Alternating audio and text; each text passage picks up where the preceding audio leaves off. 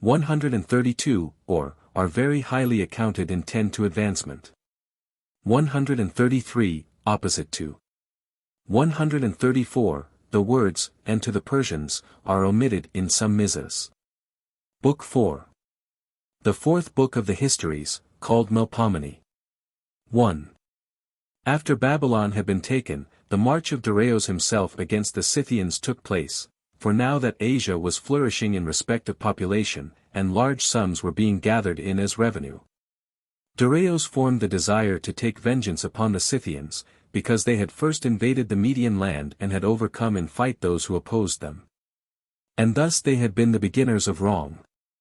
The Scythians in truth, as I have before said, had ruled over Upper Asia for 28 years. For they had invaded Asia in their pursuit of the Cimmerians, and they had deposed the Medes from their rule, who had rule over Asia before the Scythians came. Now when the Scythians had been absent from their own land for 28 years, as they were returning to it after that interval of time, they were met by a contest not less severe than that which they had had with the Medes. Since they found an army of no mean size opposing them. For the wives of the Scythians, because their husbands were absent from them for a long time, had associated with the slaves. 2. Now the Scythians put out the eyes of all their slaves because of the milk which they drink.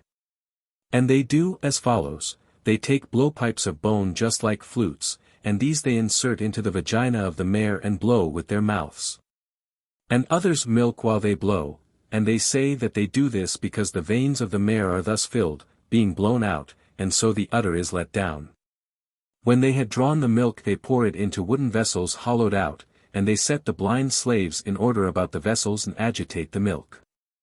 Then that which comes to the top they skim off, considering it the more valuable part, whereas they esteem that which settles down to be less good than the other. For this reason the Scythians put out the eyes of all whom they catch. For they are not tillers of the soil but nomads. 3.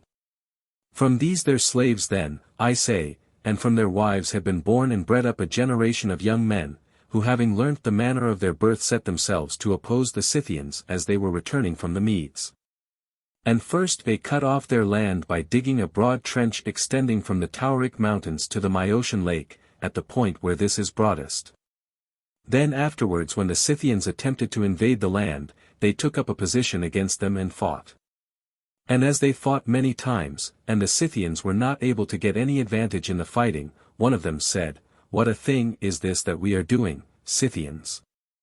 We are fighting against our own slaves, and we are not only becoming fewer in number ourselves by being slain in battle, but also we are killing them, and so we shall have fewer to rule over in future. Now therefore to me it seems good that we leave spears and bows and that each one take his horsewhip and so go up close to them, for so long as they saw us with arms in our hands, they thought themselves equal to us and of equal birth. But when they shall see that we have whips instead of arms, they will perceive that they are our slaves, and having acknowledged this they will not await our onset." 4. When they heard this, the Scythians proceeded to do that which he said, and the others being panic-stricken by that which was done forgot their fighting and fled. Thus the Scythians had ruled over Asia. And in such manner, when they were driven out again by the Medes, they had returned to their own land.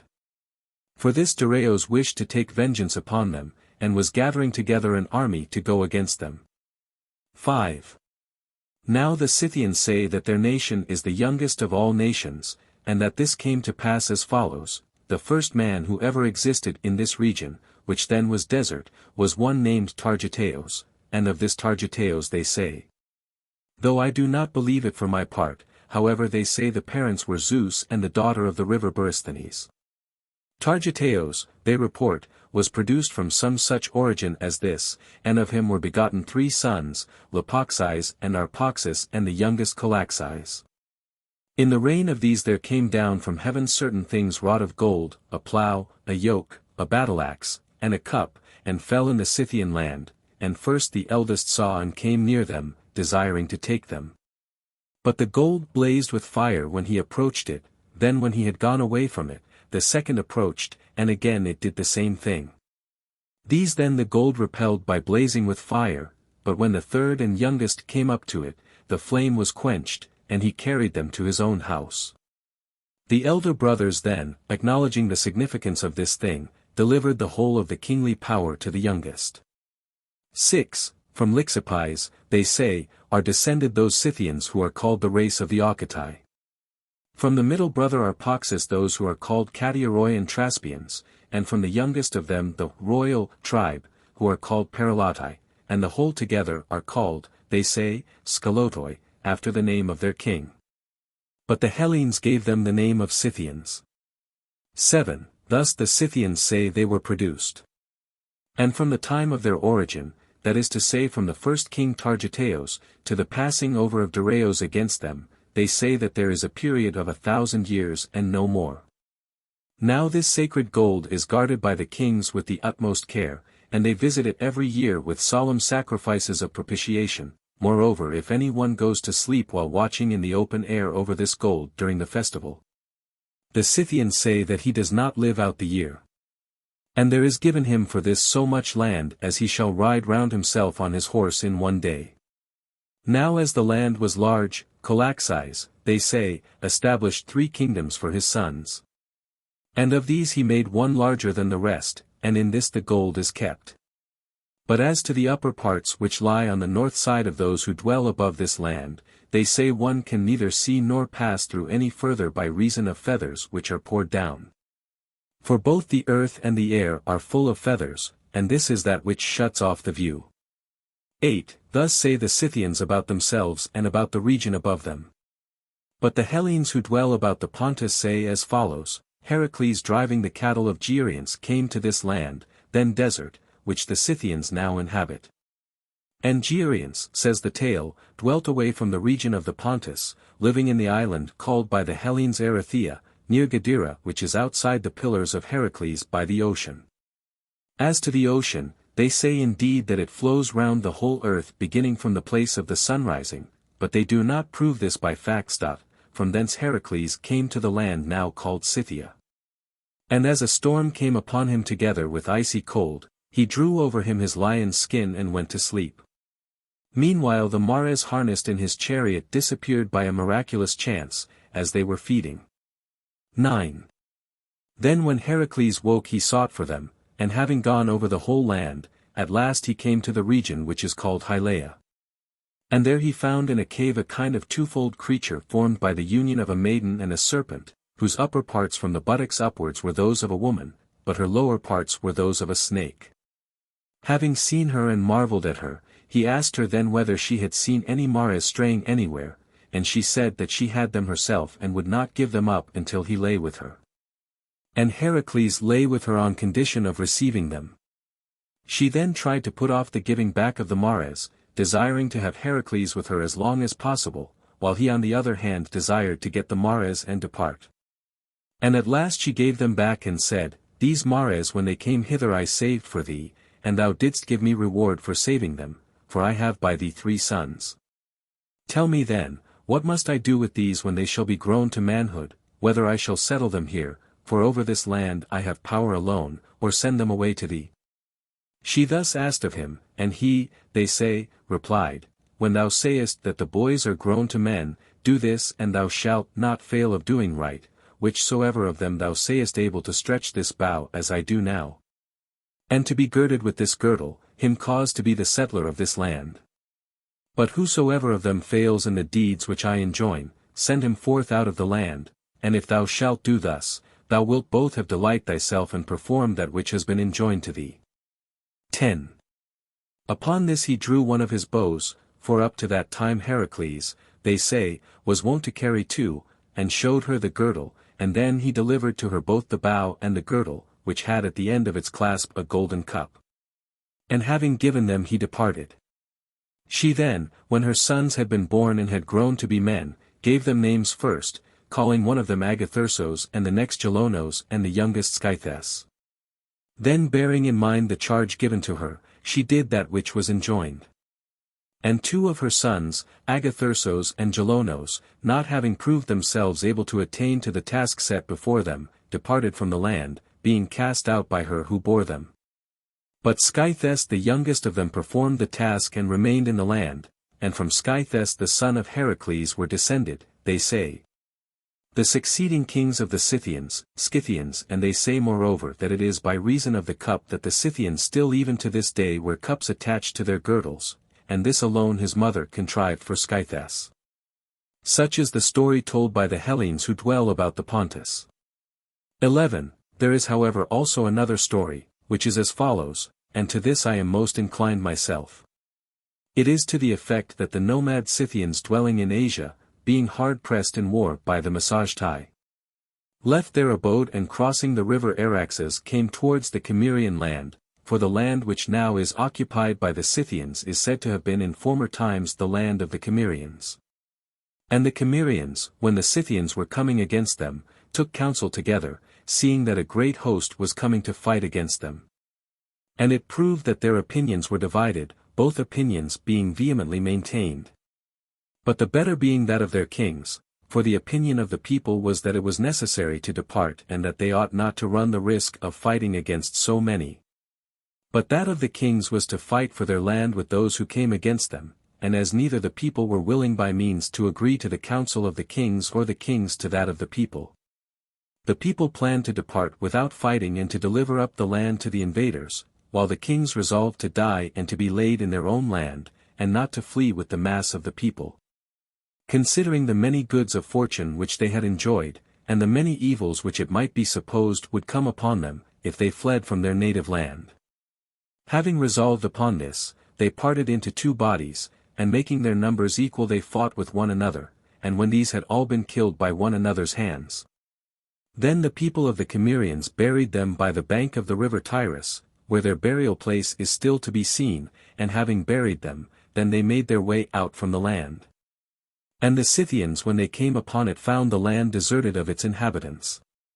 12. And there are at the present time in the land of Scythia Cimmerian walls, and a Cimmerian ferry, and there is also a region which is called Cimmeria, and the so-called Cimmerian Bosphorus. It is known moreover that the Cimmerians, in their flight to Asia from the Scythians, also made a settlement on that peninsula on which now stands the Hellenic city of Sinope. And it is known too that the Scythians pursued them and invaded the land of Media, having missed their way. For while the Cimmerians kept ever along by the sea in their flight, the Scythians pursued them keeping Caucasus on their right hand, until at last they invaded Media, directing their course inland. This then which has been told is another story, and it is common both to Hellenes and barbarians. 13. Aristes however the son of Caestrobios, a man of Proconnesos, said in the verses which he composed, that he came to the land of the Isidonians being possessed by Phoebus, and that beyond the Isidonians dwelt Arimaspians, a one-eyed race. And beyond these the gold-guarding Griffins, and beyond them the Hyperboreans extending as far as the sea, and all these except the Hyperboreans, beginning with the Arimaspians, were continually making war on their neighbors. And the Isidonians were gradually driven out of their country by the Arimaspians and the Scythians by the Isidonians, and so the Cimmerians, who dwelt on the southern sea, being pressed by the Scythians left their land. Thus neither does he agree in regard to this land with the report of the Scythians. 14. As to Aristes who composed this, I have said already whence he was, and I will tell also the tale which I heard about him in Proconnesos and Cyzicus. They say that Aristes, who was in birth inferior to none of the citizens, entered into a fuller's shop in Proconnesos and there died, and the fuller closed his workshop and went away to report the matter to those who were related to the dead man. And when the news had been spread abroad about the city that Aristes was dead, a man of Cyzicus who had come from the town of Artake entered into controversy with those who said so, and declared that he had met him going towards Cyzicus and had spoken with him, and while he was vehement in dispute, those who were related to the dead man came to the fuller's shop with the things proper in order to take up the corpse for burial. And when the house was opened, Aristes was not found there either dead or alive. In the 7th year after this he appeared at Proconnesos and composed those verses which are now called by the Hellenes the Arimaspia, and having composed them he disappeared the second time. 15. So much is told by these cities. And what follows I know happened to the people of Metapontion in Italy 240 years after the second disappearance of Aristes, as I found by putting together the evidence at Proconnesos and Metapontion. The people of Metapontion say that Aristes himself appeared in their land and bade them set up an altar of Apollo and place by its side a statue bearing the name of Aristes of Proconnesos. For he told them that to their land alone of all the Italiotes Apollo had come, and he, who now was Aristes, was accompanying him, being then a raven when he accompanied the god. Having said this he disappeared. And the Metapontines say that they sent to Delphi and asked the god what the apparition of the man meant, and the Pythian prophetess bade them obey the command of the apparition, and told them that if they obeyed, it would be the better for them. They therefore accepted this answer and performed the commands, and there stands a statue now bearing the name of Aristes close by the side of the altar dedicated to Apollo, and round it stand laurel trees. And the altar is set up in the marketplace. Let this suffice which has been said about Aristes. 16. Now of the land about which this account has been begun, no one knows precisely what lies beyond it, for I am not able to hear of any one who alleges that he knows as an eyewitness. And even Aristes, the man of whom I was making mention just now, even he, I say, did not allege, although he was composing verse, that he went further than the Isidonians. But that which is beyond them he spoke of by hearsay, and reported that it was the Isidonians who said these things. So far however as we were able to arrive at certainty by hearsay, carrying inquiries as far as possible, all this shall be told. 17. Beginning with the trading station of the Borysthenites, for of the parts along the sea this is the central point of all Scythia, beginning with this, the first regions are occupied by the Callipygi, who are Hellenic Scythians. And above these is another race, who are called Alizonians. These last and the Callipygi in all other respects have the same customs as the Scythians, but they both sow corn and use it as food, and also onions, leeks, lentils and millet. Above the Alizonians dwell Scythians who till the ground, and these sow their corn not for food but to sell. 18. Beyond them dwell the Neuroi, and beyond the Neuroi towards the north wind is a region without inhabitants, as far as we know. These races are along the river Hypanis to the west of the Borysthenes. But after crossing the Borysthenes, first from the sea coast is Hylaea, and beyond this as one goes up the river dwell agricultural Scythians, whom the Hellenes who live upon the river Hypanis call Borysthenites, calling themselves at the same time citizens of Olbia. These agricultural Scythians occupy the region which extends eastwards for a distance of 3 days' journey, reaching to a river which is called Pantacapes, and northwards for a distance of 11 days' sail up the Borysthenes. Then immediately beyond these begins the desert and extends for a great distance, and on the other side of the desert dwell the Androphagoi, a race apart by themselves and having no connection with the Scythians. Beyond them begins a region which is really desert and has no race of men in it, as far as we know. 19. The region which lies to the east of these agricultural Scythians, after one has crossed the river Pantacapes, is occupied by nomad Scythians, who neither sow anything nor plough the earth, and this whole region is bare of trees except Hylaea. These nomads occupy a country which extends to the river Garos, a distance of 14 days' journey eastwards. 20. Then on the other side of the Garos we have those parts which are called the royal lands and those Scythians who are the bravest and most numerous and who esteem the other Scythians their slaves. These reach southwards to the Tauric land, and eastwards to the trench which those who were begotten of the blind slaves dug, and to the trading station which is called Kremnoi upon the Myosian lake. And some parts of their country reach to the river Tanais. Beyond the royal Scythians towards the north wind dwell the Melanclaenoi, of a different race and not Scythian. The region beyond the Melanclaenoi is marshy and not inhabited by any, so far as we know. 21. After one has crossed the river Tanais the country is no longer Scythia, but the first of the divisions belongs to the Sauromatai, who beginning at the corner of the Myosian lake occupy land extending towards the north wind 15 days' journey, and wholly bare of trees both cultivated and wild. Above these, holding the next division of land, dwell the Budinoi, who occupy a land wholly overgrown with forest consisting of all kinds of trees. 22. Then beyond the Budinoi towards the north, first there is desert for 7 days' journey. And after the desert turning aside somewhat more towards the east wind we come to land occupied by the Thessagitai, a numerous people and of separate race from the others. These live by hunting. And bordering upon them there are settled also in these same regions men who are called Irakai, who also live by hunting. Which they practice in the following manner: the hunter climbs up a tree and lies in wait there for his game. Now trees are abundant in all this country, and each has a horse at hand, which has been taught to lie down upon its belly in order that it may make itself low, and also a dog, and when he sees the wild animal from the tree, he first shoots his arrow and then mounts upon his horse and pursues it. And the dog seizes hold of it. Above these in a direction towards the east dwell other Scythians, who have revolted from the royal Scythians and so have come to this region. 23.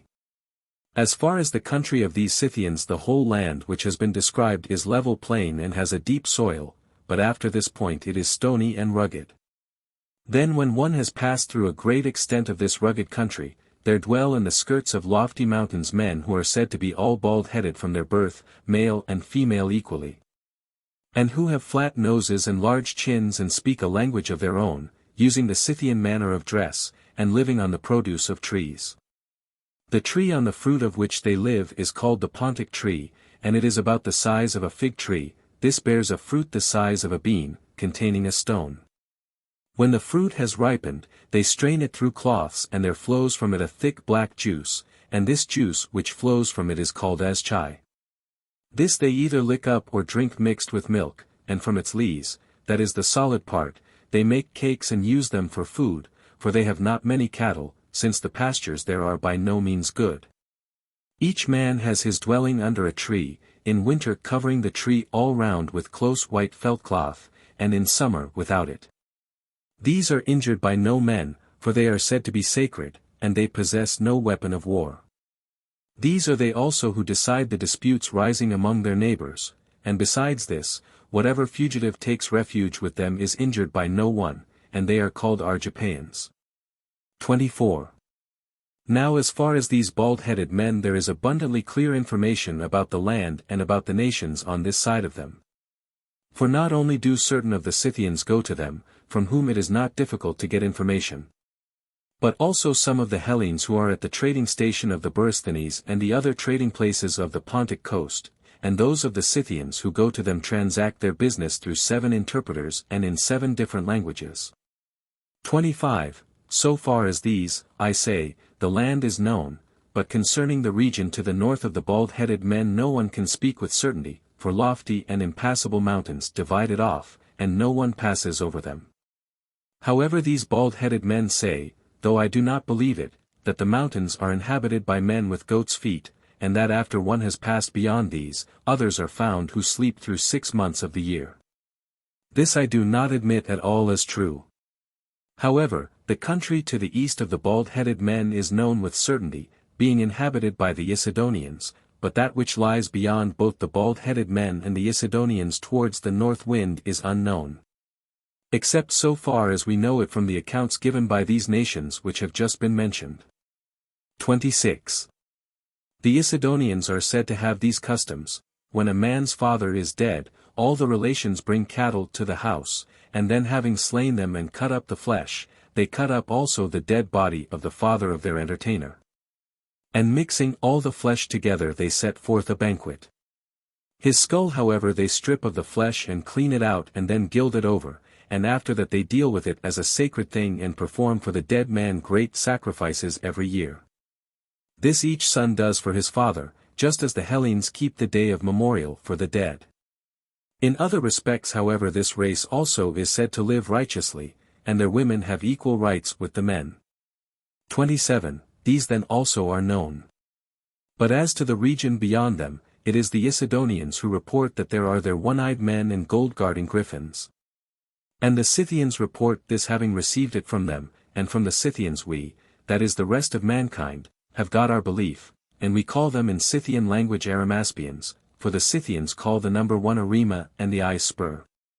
28. This whole land which has been described is so exceedingly severe in climate, that for 8 months of the year there is frost so hard as to be intolerable. And during these if you pour out water you will not be able to make mud, but only if you kindle a fire can you make it. And the sea is frozen and the whole of the Cimmerian Bosphorus, so that the Scythians who are settled within the trench make expeditions and drive their wagons over into the country of the Scythians. Thus it continues to be winter for 8 months, and even for the remaining 4 it is cold in those parts. This winter is distinguished in its character from all the winters which come in other parts of the world. For in it there is no rain to speak of at the usual season for rain, whereas in summer it rains continually, and thunder does not come at the time when it comes in other countries, but is very frequent, in the summer.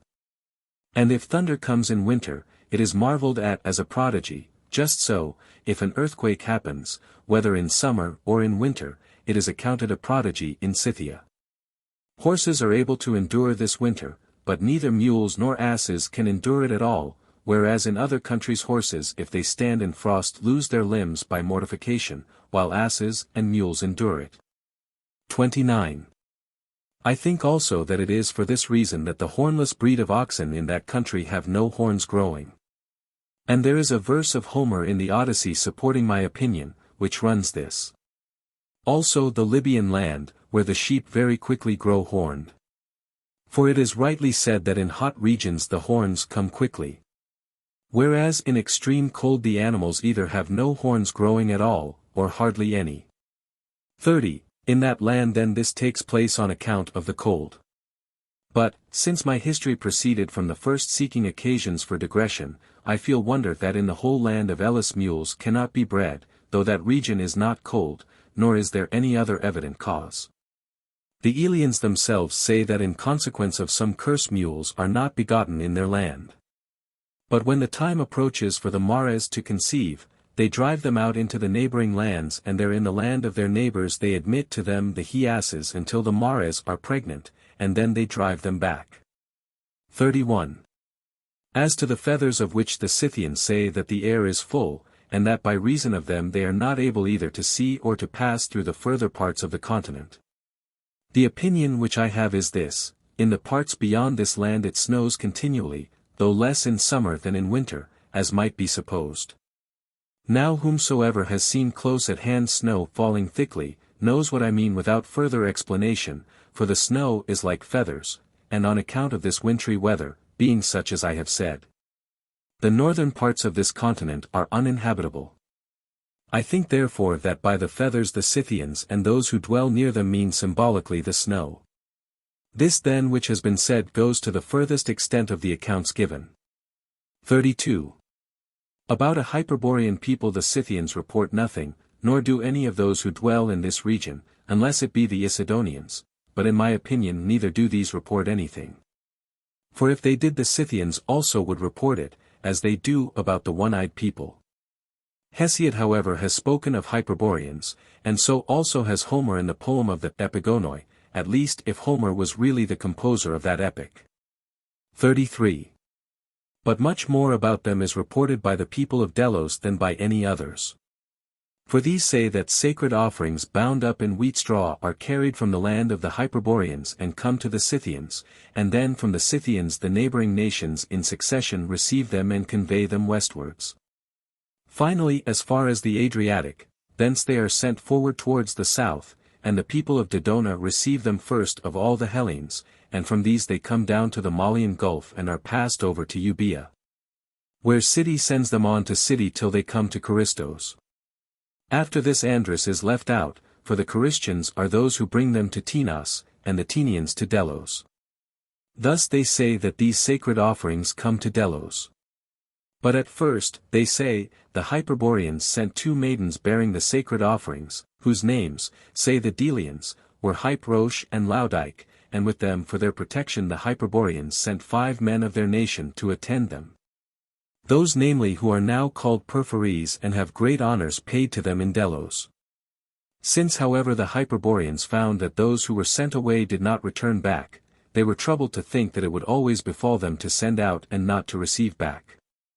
And so they bore the offerings to the borders of their land bound up in wheat straw, and laid a charge upon their neighbors, bidding them send these forward from themselves to another nation.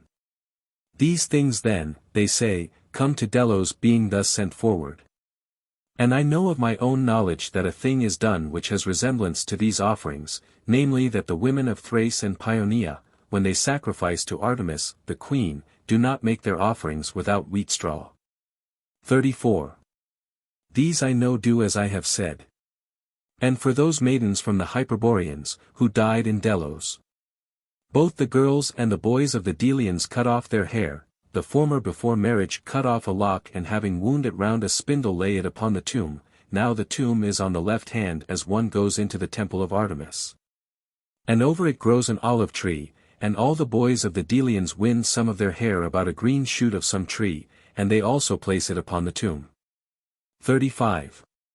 The maidens, I say, have this honor paid them by the dwellers in Delos, and the same people say that Arge and Opis also, being maidens, came to Delos, passing from the Hyperboreans by the same nations which have been mentioned. Even before Hyproche and Laodike. These last, they say, came bearing for Eilethia the tribute which they had laid upon themselves for the speedy birth, but Arge and Opis came with the divinities themselves. And other honors have been assigned to them by the people of Delos, for the women, they say, collect for them, naming them by their names in the hymn which Olon a man of Lycia composed in their honor. And both the natives of the other islands and the Ionians have learnt from them to sing hymns naming Opis and Arge and collecting. Now this Olon came from Lycia and composed also the other ancient hymns which are sung in Delos, and moreover they say that when the thighs of the victim are consumed upon the altar, the ashes of them are used to cast upon the grave of Opis and Arge. Now their grave is behind the temple of Artemis, turned towards the east, close to the banqueting hall of the Chians. 36. Let this suffice which has been said of the Hyperboreans. For the tale of Abaris, who is reported to have been a Hyperborean, I do not tell, namely how he carried the arrow about all over the earth, eating no food. If however there are any Hyperboreans, it follows that there are also Hypernotians. And I laugh when I see that, though many before this have drawn maps of the earth, yet no one has set the matter forth in an intelligent way. Seeing that they draw ocean flowing round the earth, which is circular exactly as if drawn with compasses, and they make Asia equal in size to Europe. In a few words I shall declare the size of each division and of what nature it is as regards outline. 37. The Persians inhabit Asia extending to the southern sea, which is called the Erythraean.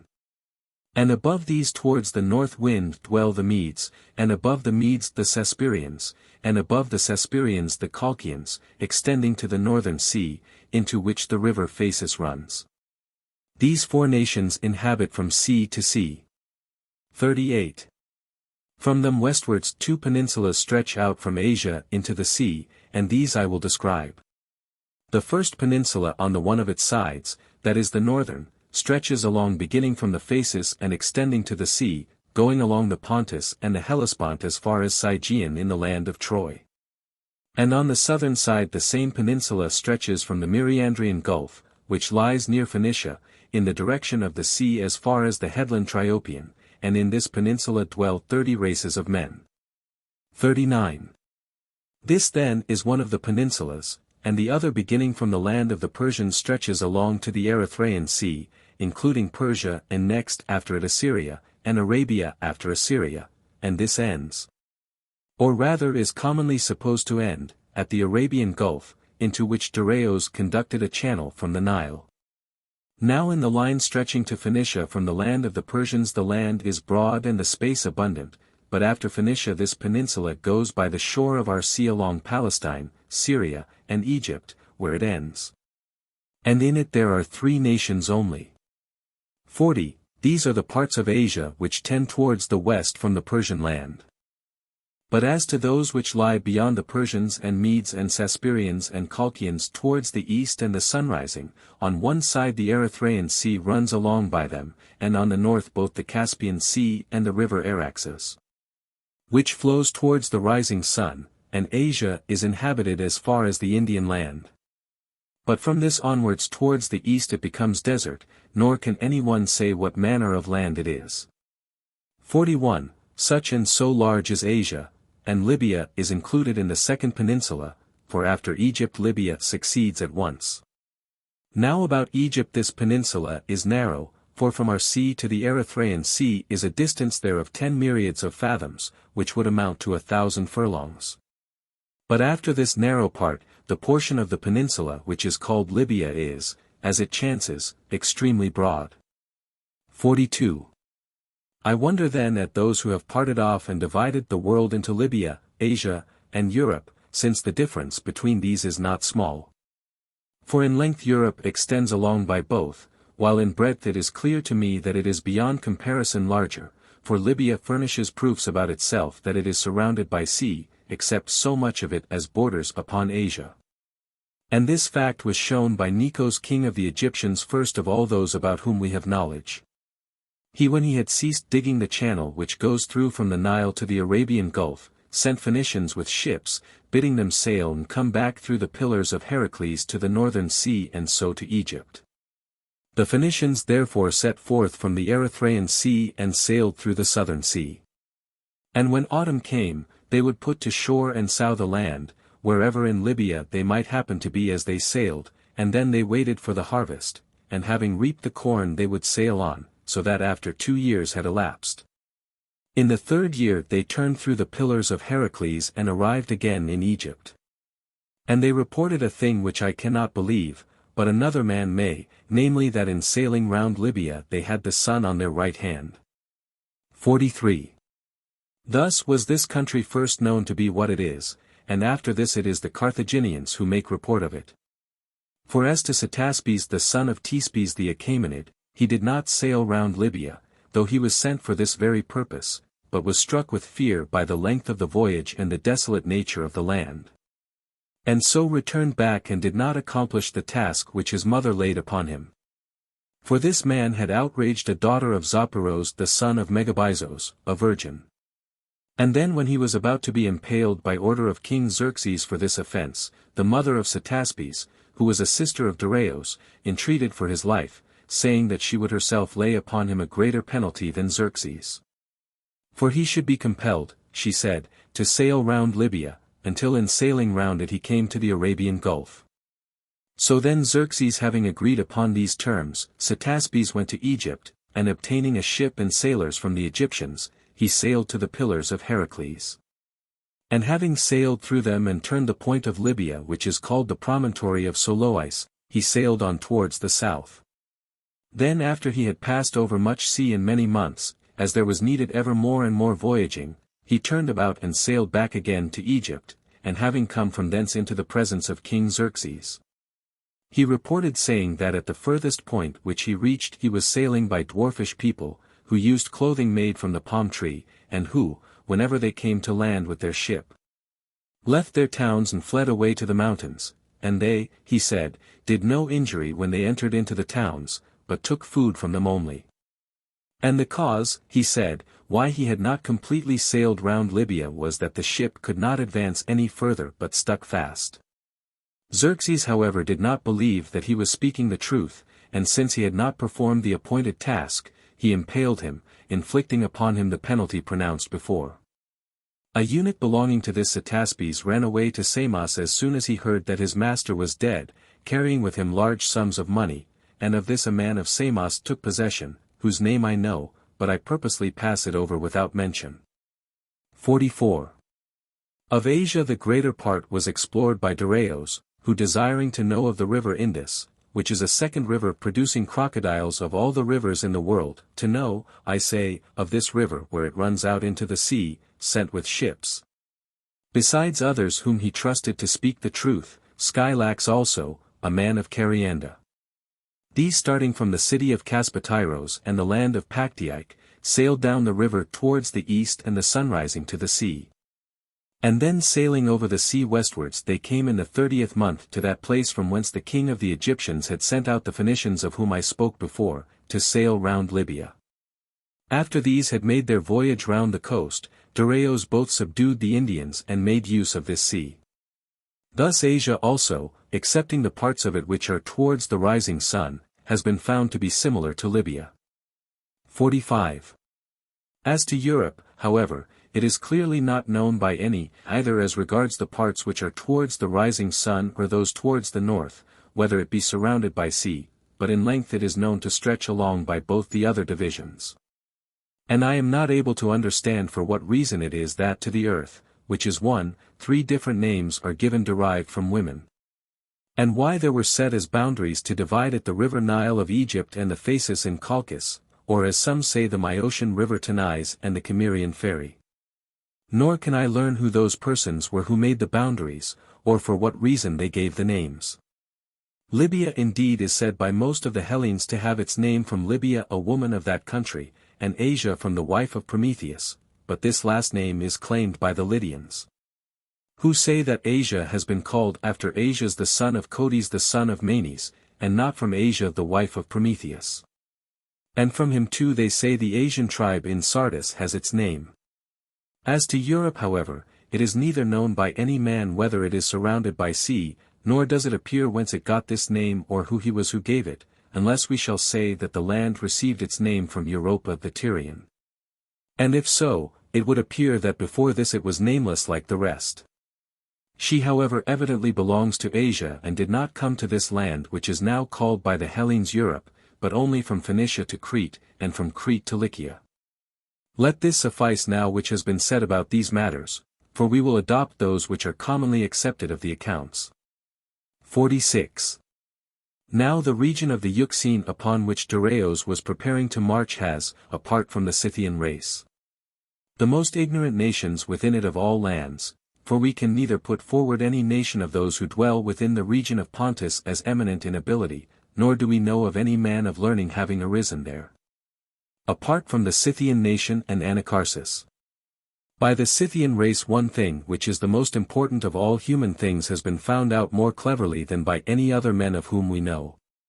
But in other respects I have no great admiration for them, and that most important thing which they have discovered is such that none can escape again who has come to attack them, and if they do not desire to be found, it is not possible to catch them, for they who have neither cities founded nor walls built, but all carry their houses with them and are mounted archers, living not by the plough but by cattle, and whose dwellings are upon cars.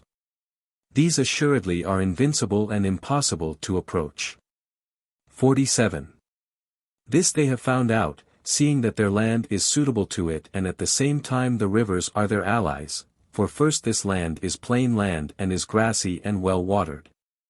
And then there are rivers flowing through it not much less in number than the channels in Egypt. Of these as many as are noteworthy and also can be navigated from the sea, I will name, there is Ister with 5 mouths, and after this Tyrus, Hipponus, Borysthenes, Pantocapes, Kippokyres, Garos and Tanais. These flow as I shall now describe. 48. The Ister, which is the greatest of all the rivers which we know, flows always with equal volume in summer and winter alike. It is the first towards the west of all the Scythian rivers, and it has become the greatest of all rivers because other rivers flow into it. And these are they which make it great, 5 in number are those which flow through the Scythian land, namely that which the Scythians call Porata and the Hellenes Pyritos, and besides this, Tyrantos and Araros and Naparis and Ordessos. The first mentioned of these is a great river lying towards the east, and there it joins waters with the Ister, the second Tyrantos is more to the west and smaller. And the Araros and Naparis and Ordessos flow into the Ister going between these two. 49. These are the native Scythian rivers which join to swell its stream, while from the Agathyrsians flows the Maris and joins the Ister, and from the summits of Hamos flow 3 other great rivers towards the north wind and fall into it, namely Atlas and Oras and Tibasis. Through Thrace and the Thracian Crobysians flow the rivers Athres and Nos and Artanes, running into the Ister, and from the Paeonians and Mount Rhodope the river Chios, cutting through Hamos in the midst, runs into it also. From the Illyrians the river Ongros flows northwards and runs out into the Tribalian plain and into the river Brongos, and the Brongos flows into the Ister, thus the Ister receives both these, being great rivers. From the region which is above the Ombricans, the river Carpes and another river, the Alpes, flow also towards the north wind and run into it. For the Ister flows in fact through the whole of Europe, beginning in the land of the Keltoi, who after the Cynesians dwell furthest towards the sunsetting of all the peoples of Europe. And thus flowing through all Europe it falls into the sea by the side of Scythia. 50. So then it is because these which have been named and many others join their waters together, that Ister becomes the greatest of rivers.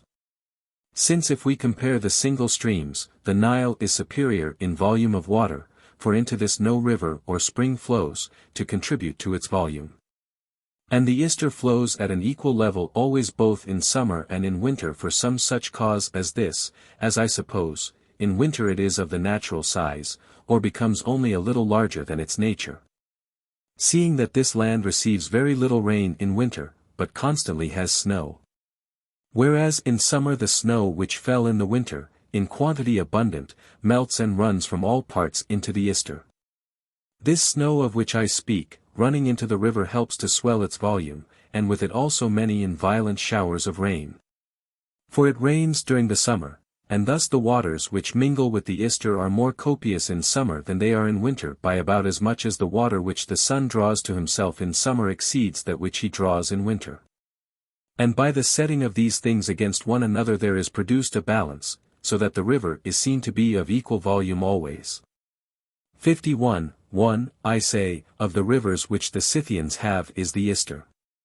And after it the Tigris, which starts from the north and begins its course from a large lake which is the boundary between the land of the Scythians and that of the Neuroi. At its mouth are settled those Hellenes who are called Tiritai. 52. The third river is the Hypanis, which starts from Scythia and flows from a great lake round which feed white wild horses, and this lake is rightly called Mother of Hypanis. From this then the river Hypanis takes its rise and for a distance of 5 days' sail it flows shallow and with sweet water still. But from this point on towards the sea for 4 days' sail it is very bitter, for there flows into it the water of a bitter spring, which is so exceedingly bitter that, small as it is, it changes the water of the Hypanis by mingling with it. Though that is a river to which few are equal in greatness. This spring is on the border between the lands of the agricultural Scythians and of the Alizonians, and the name of the spring and of the place from which it flows is in Scythian Exampeos, and in the Hellenic tongue Hierai Hodoi. Now the Tigris and the Hypanis approach one another in their windings in the land of the Alizonians, but after this each turns off and widens the space between them as they flow. 53. Fourth is the river Borysthenes, which is both the largest of these after the Ister, and also in our opinion the most serviceable not only of the Scythian rivers but also of all the rivers of the world besides, excepting only the Nile of Egypt. For to this it is not possible to compare any other river, of the rest however the Borysthenes is the most serviceable, seeing that it provides both pastures which are the fairest and the richest for cattle, and fish which are better by far and more numerous than those of any other river, and also it is the sweetest water to drink, and flows with clear stream, though others beside it are turbid. And along its banks crops are produced better than elsewhere, while in parts where it is not sown, grass grows deeper. Moreover at its mouth salt forms of itself in abundance, and it produces also huge fish without spines, which they call antokaioi, to be used for salting, and many other things also worthy of wonder. Now as far as the region of the Gerians, to which it is a voyage of 40 days, the Borysthenes is known as flowing from the north wind. But above this none can tell through what nations it flows. It is certain however that it runs through desert to the land of the agricultural Scythians, for these Scythians dwell along its banks for a distance of 10 days' sail. Of this river alone and of the Nile I cannot tell where the sources are, nor, I think, can any of the Hellenes.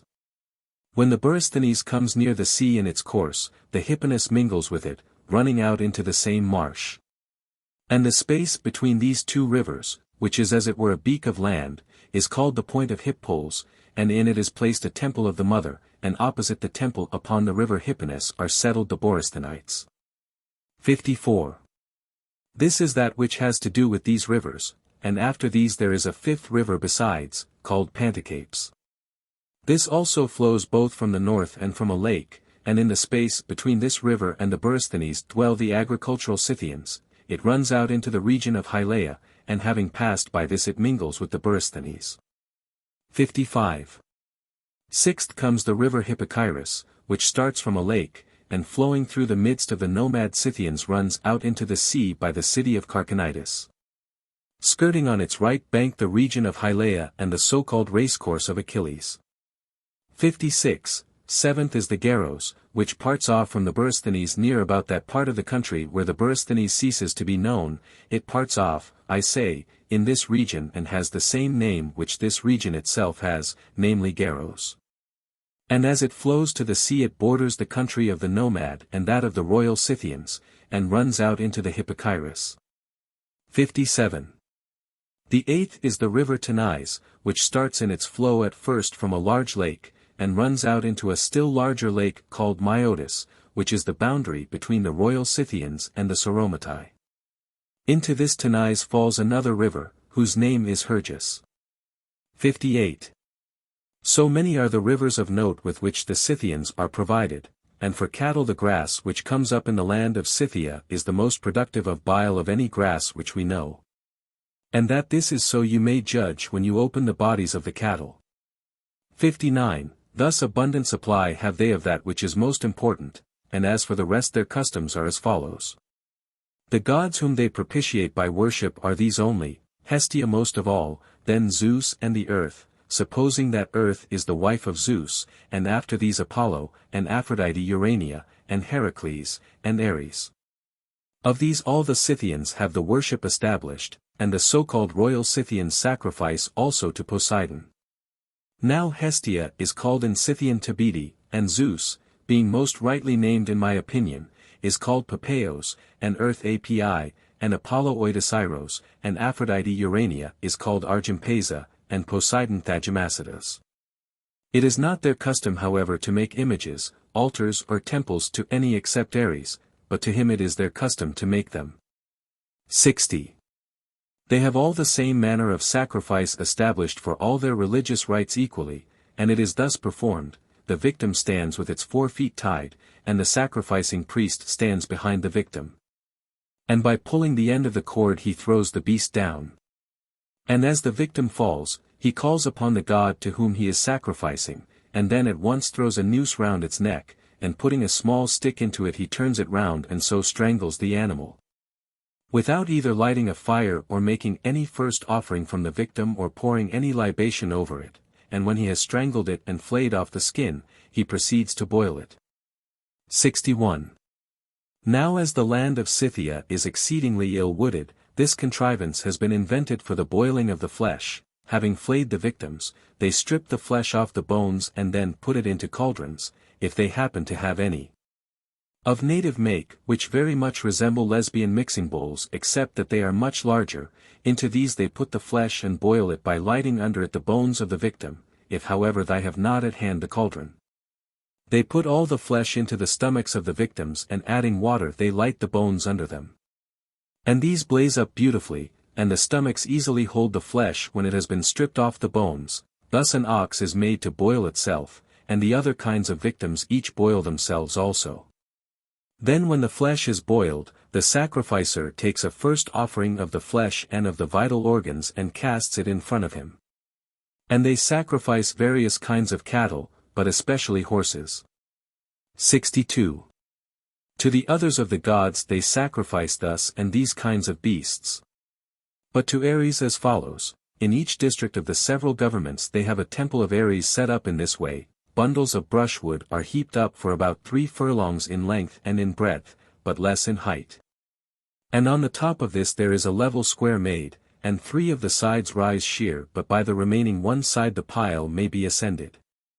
Every year they pile on 150 wagon loads of brushwood, for it is constantly settling down by reason of the weather.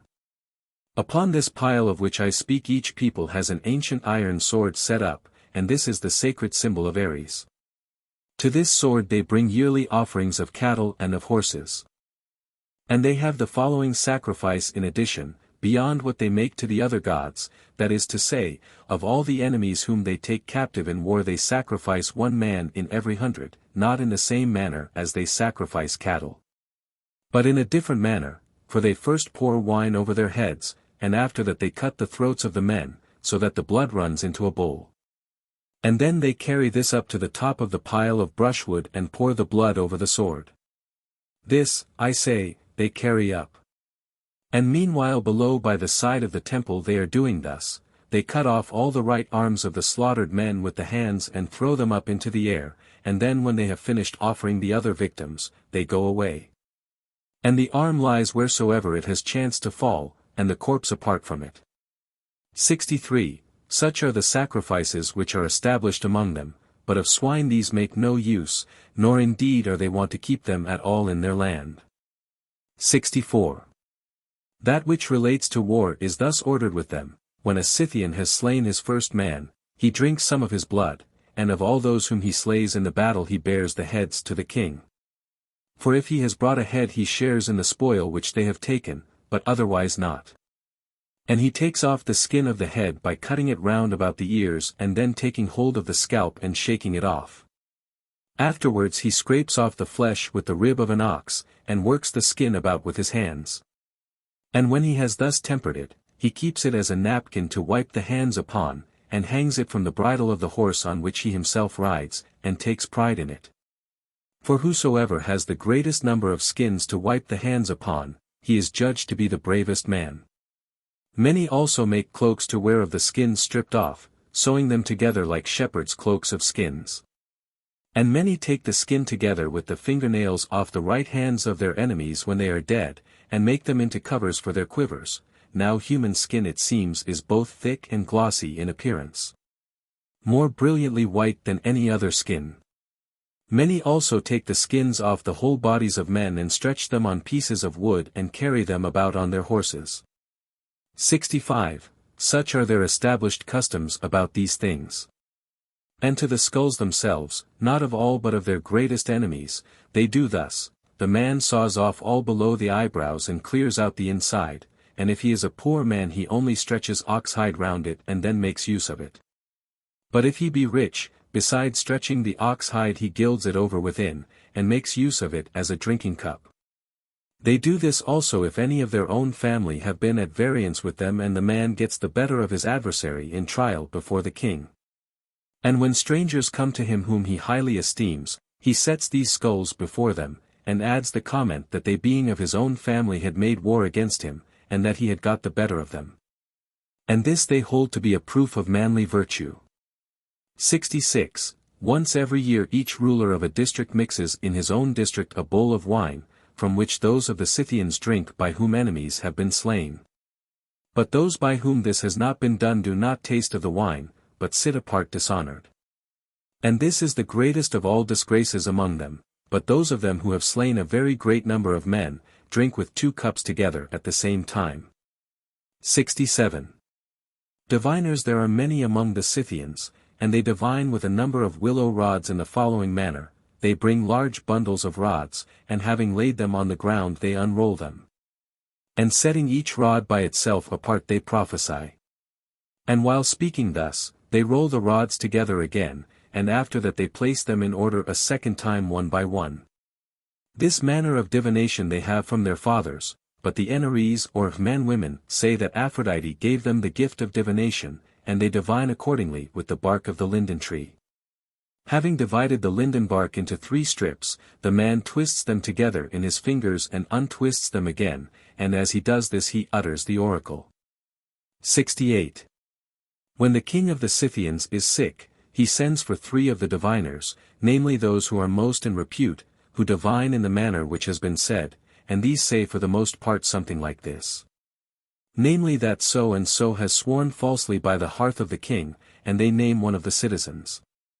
Whosoever it may happen to be, now it is the prevailing custom of the Scythians to swear by the hearth of the king at the times when they desire to swear the most solemn oath. He then who they say has sworn falsely, is brought forthwith held fast on both sides. And when he has come the diviners charge him with this, that he is shown by their divination to have sworn falsely by the hearth of the king, and that for this reason the king is suffering pain, and he denies and says that he did not swear falsely. And complains indignantly, and when he denies it, the king sends for other diviners twice as many in number, and if these also by looking into their divination pronounce him guilty of having sworn falsely, at once they cut off the man's head. And the diviners who came first part his goods among them by lot. But if the diviners who came in afterwards acquit him, other diviners come in, and again others after them. If then the greater number acquit the man, the sentence is that the first diviners shall themselves be put to death. 69. They put them to death accordingly in the following manner: first they fill a wagon with brushwood and yoke oxen to it. Then having bound the feet of the diviners and tied their hands behind them and stopped their mouths with gags, they fasten them down in the middle of the brushwood. And having set fire to it they scare the oxen and let them go, and often the oxen are burnt to death together with the diviners, and often they escape after being scorched. When the pole to which they are fastened has been burnt, and they burn the diviners in the manner described for other causes also, calling them false prophets. Now when the king puts any to death, he does not leave alive their sons either, but he puts to death all the males, not doing any hurt to the females. 70. In the following manner the Scythians make oaths to whomsoever they make them. They pour wine into a great earthenware cup and mingle with it blood of those who are taking the oath to one another, either making a prick with an awl or cutting with a dagger a little way into their body, and then they dip into the cup a sword and arrows and a battle-axe and a javelin. And having done this, they invoke many curses on the breaker of the oath, and afterwards they drink it off, both they who are making the oath and the most honorable of their company. 71. The burial place of the kings is in the land of the Gerians, the place up to which the Borysthenes is navigable. In this place, when their king has died, they make a large square excavation in the earth. And when they have made this ready, they take up the corpse, the body being covered over with wax and the belly ripped up and cleansed, and then sewn together again. After it has been filled with kipperos cut up and spices and parsley seed and anise, and they convey it in a wagon to another nation. Then those who receive the corpse thus conveyed to them do the same as the royal Scythians. That is, they cut off a part of their ear and shave their hair round about and cut themselves all over the arms and tear their forehead and nose and pass arrows through their left hand. Thence they convey in the wagon the corpse of the king to another of the nations over whom they rule. And they to whom they came before accompany them, and when they have gone round to all conveying the corpse, then they are in the land of the Gerians, who have their settlements furthest away of all the nations over whom they rule. And they have reached the spot where the burial place is. After that, having placed the corpse in the tomb upon a bed of leaves, they stick spears along on this side and that of the corpse and stretch pieces of wood over them, and then they cover the place in with matting. Then they strangle and bury in the remaining space of the tomb one of the king's mistresses, his cupbearer, his cook, his horsekeeper, his attendant, and his bearer of messages, and also horses, and a first portion of all things else. And cups of gold. For silver they do not use at all, nor yet bronze. Having thus done they all join together to pile up a great mound, vying with one another and zealously endeavoring to make it as large as possible. 72. Afterwards, when the year comes round again, they do as follows: they take the most capable of the remaining servants, and these are native Scythians, for those serve him whom the king himself commands to do so. And his servants are not bought for money. Of these attendants then they strangle 50 and also 50 of the finest horses. And when they have taken out their bowels and cleansed the belly, they fill it with chaff and sew it together again. Then they set the half of a wheel upon 2 stakes with the hollow side upwards, and the other half of the wheel upon other 2 stakes, and in this manner they fix a number of these. And after this they run thick stakes through the length of the horses as far as the necks, and they mount them upon the wheels. And the front pieces of wheels support the shoulders of the horses, while those behind bear up their bellies, going by the side of the thighs, and both front and hind legs hang in the air. On the horses they put bridles and bits, and stretch the bridles tight in front of them and then tie them up to pegs, and of the 50 young men who have been strangled they mount each one upon his horse, having first run a straight stake through each body along by the spine up to the neck. And a part of this stake projects below, which they fasten into a socket made in the other stake that runs through the horse. Having set horsemen such as I have described in a circle round the tomb, they then ride away. 73. Thus they bury their kings, but as for the other Scythians, when they die their nearest relations carry them round laid in wagons to their friends in succession. And of them each one when he receives the body entertains those who accompany it, and before the corpse they serve up of all things about the same quantity as before the others.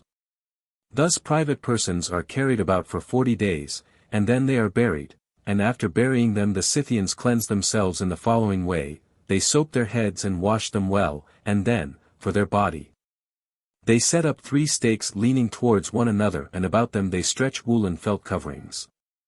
And when they have closed them as much as possible they throw stones heated red hot into a basin placed in the middle of the stakes and the felt coverings. 74. Now they have hemp growing in their land, which is very like flax except in thickness and in height, for in these respects the hemp is much superior. This grows both of itself and with cultivation. And of it the Thracians even make garments, which are very like those made of flaxen thread, so that he who was not specially conversant with it would not be able to decide whether the garments were of flax or of hemp. And he who had not before seen stuff woven of hemp would suppose that the garment was made of flax. 75. The Scythians then take the seed of this hemp and creep under the felt coverings. And then they throw the seed upon the stones which have been heated red hot, and it burns like incense and produces a vapor so thick that no vapor bath in Hellas would surpass it, and the Scythians being delighted with the vapor bath howl like wolves. This is to them instead of washing, for in fact they do not wash their bodies at all in water. Their women however pound with a rough stone the wood of the cypress and cedar and frankincense tree, pouring in water with it, and then with this pounded stuff, which is thick, they plaster over all their body and also their face. And not only does a sweet smell attach to them by reason of this, but also when they take off the plaster on the next day, their skin is clean and shining. 76. This nation also is very averse to adopting strange customs, rejecting even those of other tribes among themselves, but especially those of the Hellenes, as the history of Anacharsis and also afterwards of Scylus proved. For as to Anacharsis first, when he was returning to the abodes of the Scythians, after having visited many lands and displayed in them much wisdom, as he sailed through the Hellespont he put into Cyzicus, and since he found the people of Cyzicus celebrating a festival very magnificently in honor of the mother of the gods, Anacharsis vowed to the mother that if he should return safe and sound to his own land, he would both sacrifice to her with the same rites as he saw the men of Cyzicus do, and also hold a night festival.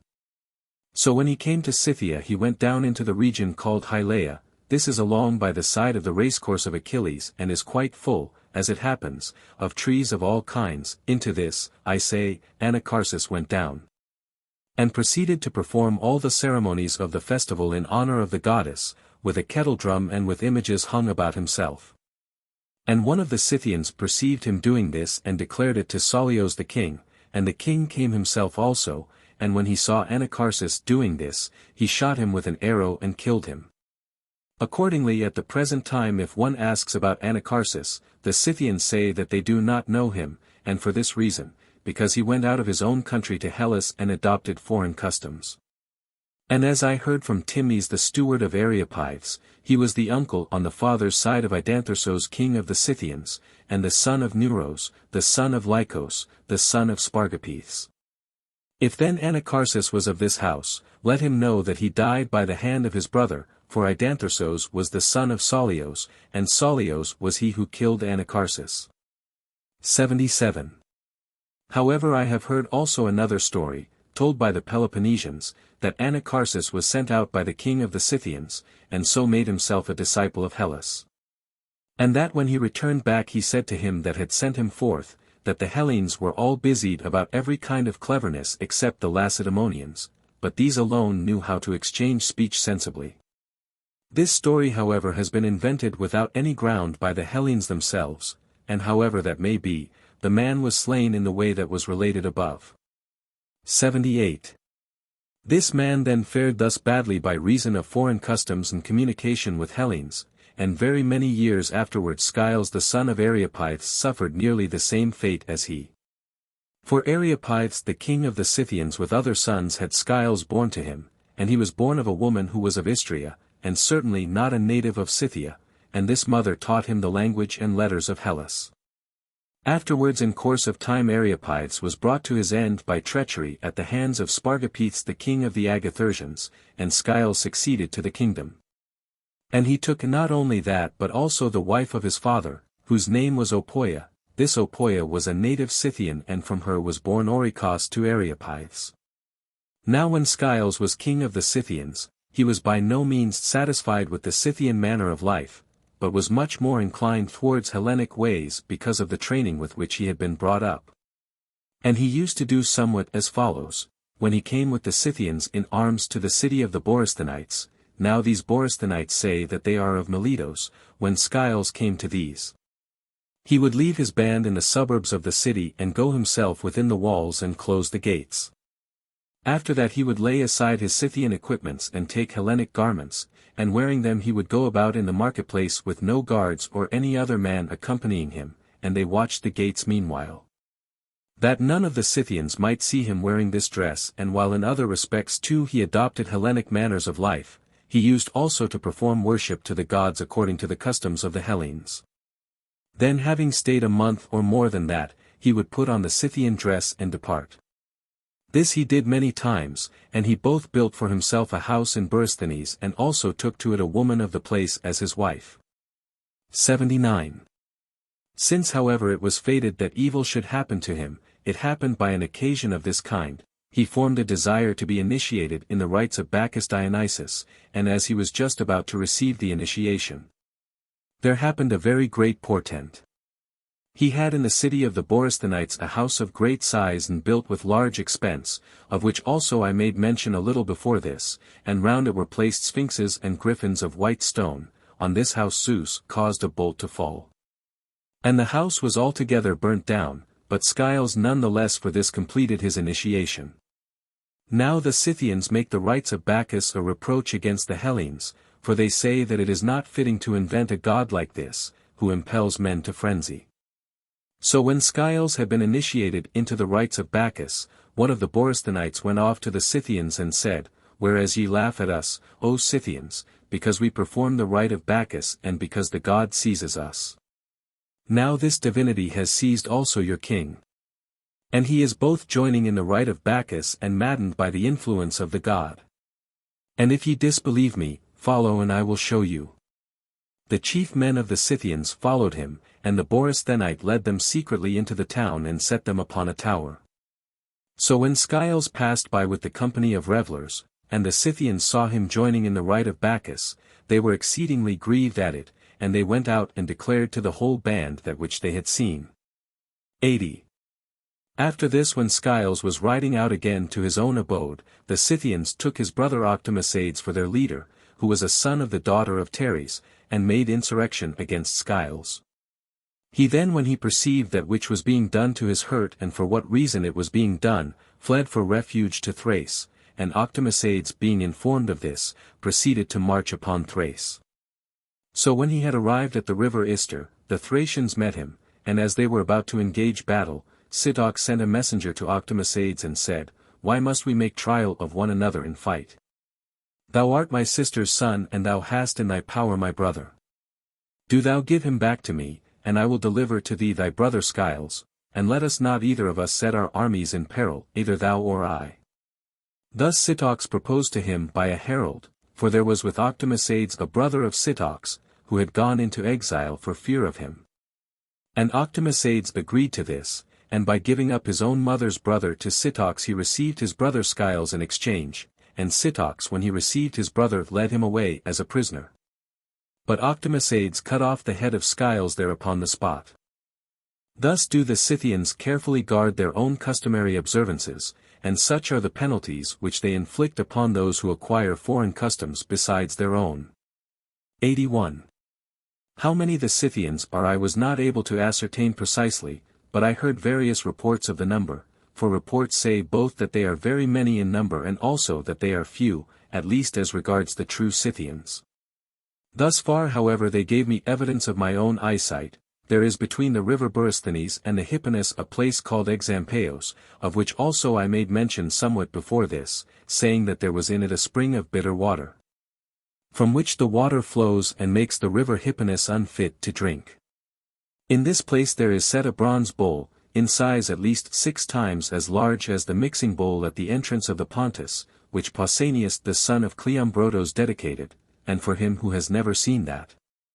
I will make the matter clear by saying that the bowl in Scythia holds easily 600 ampore, and the thickness of this Scythian bowl is 6 fingers. This then the natives of the place told me had been made of arrowheads, for their king, they said, whose name was Ariantus, wishing to know how many the Scythians were, ordered all the Scythians to bring 1 arrowhead, each from his own arrow. And whosoever should not bring one, he threatened with death. So a great multitude of arrowheads was brought, and he resolved to make of them a memorial and to leave it behind him. From these then, they said, he made this bronze bowl and dedicated it in this place Exampeios. 82. This is what I heard about the number of the Scythians. Now this land has no marvelous things except that it has rivers which are by far larger and more numerous than those of any other land. One thing however shall be mentioned which it has to show, and which is worthy of wonder even besides the rivers and the greatness of the plain, that is to say, they point out a footprint of Heracles in the rock by the bank of the river Tirus, which in shape is like the mark of a man's foot but in size is 2 cubits long. This then is such as I have said, and I will go back now to the history which I was about to tell at first. 83. While Dareios was preparing to go against the Scythians and was sending messengers to appoint to some the furnishing of a land army, to others that of ships, and to others the bridging over of the Thracian Bosphorus, Artabanos, the son of Hystaspes and brother of Dareios, urged him by no means to make the march against the Scythians, telling him how difficult the Scythians were to deal with. Since however he did not persuade him, though he gave him good counsel, he ceased to urge, and Dareios, when all his preparations had been made, began to march his army forth from Susa. 84.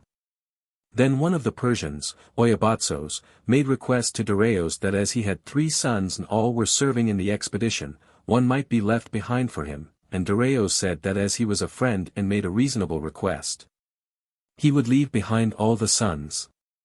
So Oyabatsos was greatly rejoiced, supposing that his sons had been freed from service, but Dareios commanded those who had the charge of such things to put to death all the sons of Oyabatsos. 85. These then were left, having been slain upon the spot where they were, and Dareios meanwhile set forth from Susa and arrived at the place on the Bosphorus where the bridge of ships had been made, in the territory of Chalcedon. And there he embarked in a ship and sailed to the so-called Chionian rocks, which the Hellenes say formerly moved backwards and forwards, and taking his seat at the temple he gazed upon the Pontus, which is a sight well worth seeing. Of all seas indeed it is the most marvelous in its nature.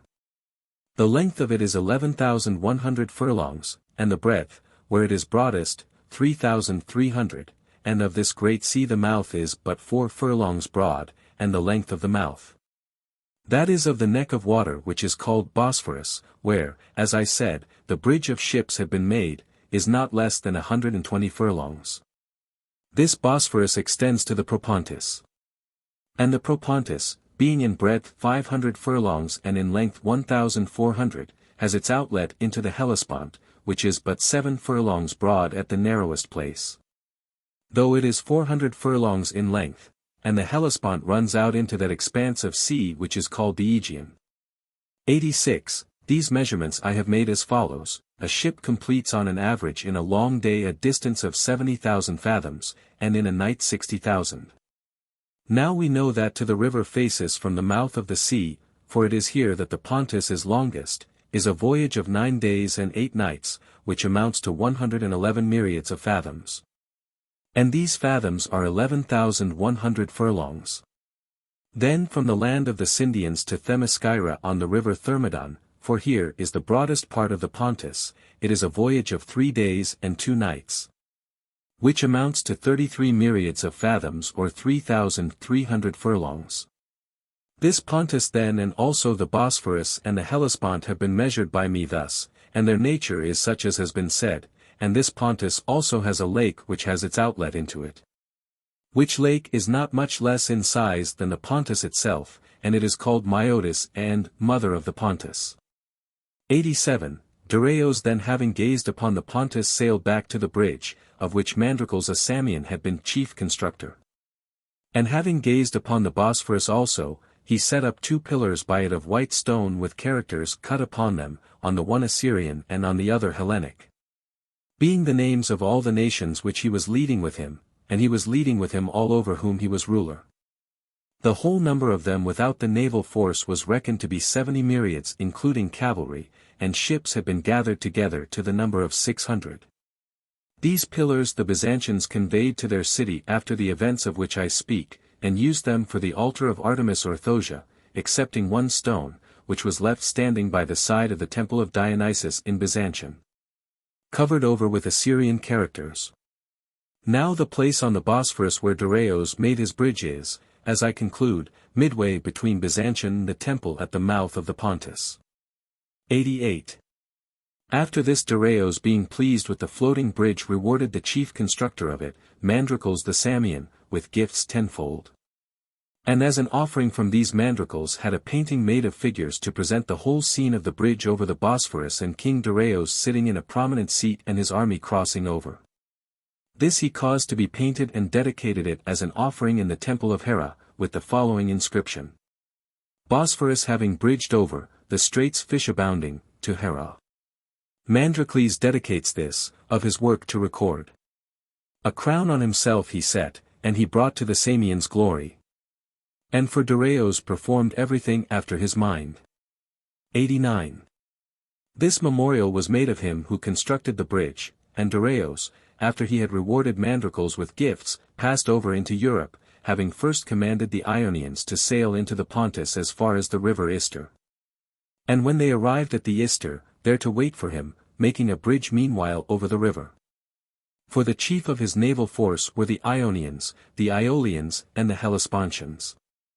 So the fleet sailed through between the Chionian rocks and made straight for the Ister. And then they sailed up the river a 2 days' voyage from the sea and proceeded to make a bridge across the neck, as it were, of the river, where the mouths of the Ister part off. Darius meanwhile, having crossed the Bosphorus on the floating bridge, was advancing through Thrace, and when he came to the sources of the river Tyros he encamped for 3 days. 90. Now the Tyros is said by those who dwell near it to be the best of all rivers, both in other respects which tend to healing and especially for curing diseases of the skin both in men and in horses, and its springs are 38 in number. Flowing all from the same rock, of which some are cold and others warm. The way to them is of equal length from the city of Hyraion near Perinthos and from Apollonia upon the Euxine Sea, that is to say 2 days' journey by each road. This Tyros runs into the river Contadestos and the Contadestos into the Agrians and the Agrians into the Hebros, which flows into the sea by the city of Anos. 91.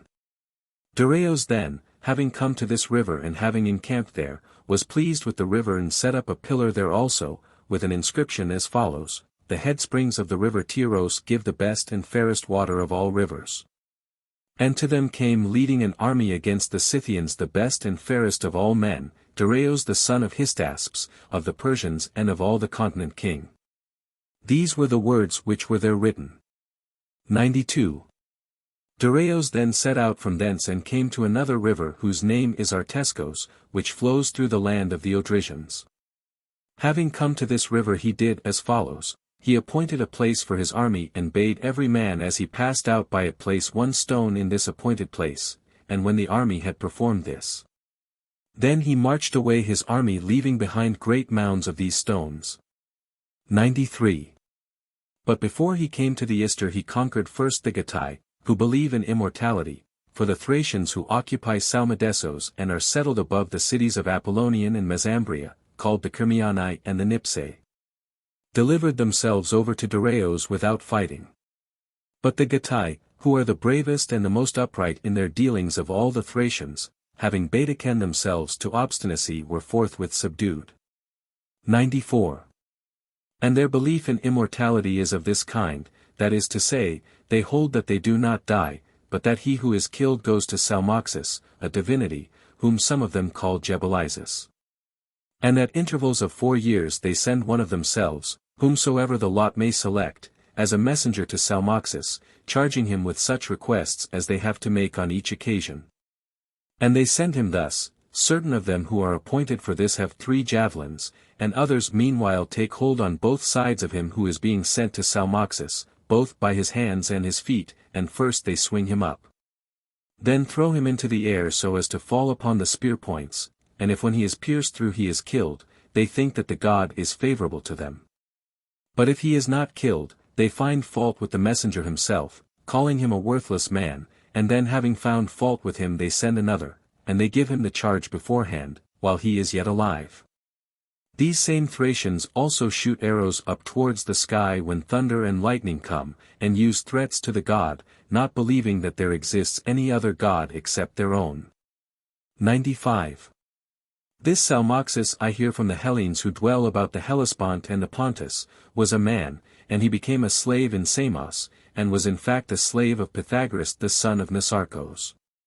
Then having become free he gained great wealth, and afterwards returned to his own land, and as the Thracians both live hardly and are rather simple-minded, this Salmoxis, being acquainted with the Ionian way of living and with manners more cultivated than the Thracians were used to see, since he had associated with Hellenes, and not only that but with Pythagoras, not the least able philosopher of the Hellenes, prepared a banqueting hall, where he received and feasted the chief men of the tribe and instructed them meanwhile that neither he himself nor his guests nor their descendants in succession after them would die, but that they would come to a place where they would live forever and have all things good. While he was doing that which has been mentioned and was saying these things, he was making for himself meanwhile a chamber under the ground. And when his chamber was finished, he disappeared from among the Thracians and went down into the underground chamber, where he continued to live for 3 years, and they grieved for his loss and mourned for him as dead. Then in the 4th year he appeared to the Thracians, and in this way the things which Salmoxis said became credible to them. 96. Thus they say that he did. But as to this matter and the chamber underground, I neither disbelieve it nor do I very strongly believe, but I think that this Salmoxis lived many years before Pythagoras. However, whether there ever lived a man Salmoxis, or whether he is simply a native deity of the Getae, let us bid farewell to him now. 97. These, I say, having such manners as I have said, were subdued by the Persians and accompanied the rest of the army, and when Dareios and with him the land army arrived at the Ister, then after all had passed over, Dareios commanded the Ionians to break up the floating bridge and to accompany him by land, as well as the rest of the troops which were in the ships, and when the Ionians were just about to break it up and to do that which he commanded, Cos the son of Erzander, who was commander of the Mytileneans, said thus to Dareios, having first inquired whether he was disposed to listen to an opinion from one who desired to declare it: O king, seeing that thou art about to march upon a land where no cultivated ground will be seen nor any inhabited town, do thou therefore let this bridge remain where it is, leaving to guard it those same men who constructed it. Then, if we find the Scythians and fare as we desire, we have a way of return. And also even if we shall not be able to find them, at least our way of return is secured, for that we should be worsted by the Scythians in fight I never feared yet, but rather that we might not be able to find them, and might suffer some disaster in wandering about. Perhaps someone will say that in speaking thus I am speaking for my own advantage, in order that I may remain behind. But in truth I am bringing forward, O king, the opinion which I found best for thee, and I myself will accompany thee and not be left behind. With this opinion Dareios was very greatly pleased and made answer to him in these words: Friend from Lesbos, when I have returned safe to my house, be sure that thou appear before me, in order that I may requite thee with good deeds for good counsel. 98. Having thus said and having tied 60 knots in a thong, he called the despots of the Ionians to speak with him and said as follows: Men of Ionia, know that I have given up the opinion which I formerly declared with regard to the bridge. And do ye keep this thong and do as I shall say, so soon as ye shall have seen me go forward against the Scythians, from that time begin, and untie a knot on each day, and if within this time I am not here, and ye find that the days marked by the knots have passed by, then sail away to your own lands. Till then, since our resolve has thus been changed, guard the floating bridge, showing all diligence to keep it safe and to guard it. And thus acting, ye will do for me a very acceptable service. Thus said Darius and hastened on his march forwards. 99. Now in front of Scythia in the direction towards the sea lies Thrace. And where a bay is formed in this land, there begins Scythia, into which the Ister flows out, the mouth of the river being turned towards the southeast wind. Beginning at the Ister then I am about to describe the coast land of the true Scythia, with regard to measurement. At once from the Ister begins this original land of Scythia, and it lies towards the midday and the south wind, extending as far as the city called Carchanitis. After this the part which lies on the coast of the same sea still, a country which is mountainous and runs out in the direction of the Pontus, is occupied by the Tauric race, as far as the peninsula which is called the rugged Chersonese. And this extends to the sea which lies towards the east wind, for two sides of the Scythian boundaries lie along by the sea, one by the sea on the south, and the other by that on the east. Just as it is with Attica, and in truth the Torwa occupy a part of Scythia which has much resemblance to Attica. It is as if in Attica another race and not the Athenians occupied the hill region of Sunion, supposing it to project more at the point into the sea, that region namely which is cut off by a line from Thoricos to Anaphlistos. Such I say, if we may be allowed to compare small things such as this with great, is the form of the Tauric land. For him however who has not sailed along this part of the coast of Attica I will make it clear by another comparison. It is as if in Iapygia another race and not the Iapygians had cut off for themselves and were holding that extremity of the land, which is bounded by a line beginning at the harbour of Bruntision and running to Taras. And in mentioning these two similar cases I am suggesting many other things also to which the Tauric land has resemblance. 100. After the Tauric land immediately come Scythians again, occupying the parts above the Torwa and the coasts of the eastern sea, that is to say the parts to the west of the Cimmerian Bosphorus and of the Myosian lake, as far as the river Tanais, which runs into the corner of this lake. In the upper parts which tend inland Scythia is bounded, as we know, by the Agathyrsians first, beginning from the Ister, and then by the Neuroi, afterwards by the Androphagoi, and lastly by the Melanchlaenoi. 101. Scythia then being looked upon as a four-sided figure with two of its sides bordered by the sea, has its border lines equal to one another in each direction. That which tends inland and that which runs along by the sea, for from Ister to the Borysthenes is 10 days' journey, and from the Borysthenes to the Myosian lake 10 days more. And the distance inland to the Melanchlaenoi, who are settled above the Scythians, is a journey of 20 days. Now I have reckoned the day's journey at 200 furlongs, and by this reckoning the cross lines of Scythia would be 4,000 furlongs in length, and the perpendiculars which tend inland would be the same number of furlongs. Such is the size of this land. 102. The Scythians meanwhile having considered with themselves that they were not able to repel the army of Darius alone by a pitched battle, proceeded to send messengers to those who dwelt near them, and already the kings of these nations had come together and were taking counsel with one another, since so great an army was marching towards them. Now those who had come together were the kings of the Torwa, Agathyrsians, Neuroi, Androphagoi, Melanchlaenoi, Gelonians, Budinoi and Sauromatai. 103. Of these the Torwa have the following customs: they sacrifice to the maiden both shipwrecked persons and also those Hellenes whom they can capture by putting out to sea against them. And their manner of sacrifice is this: when they have made the first offering from the victim they strike his head with a club, and some say that they push the body down from the top of the cliff, for it is upon a cliff that the temple is placed, and set the head up on a stake.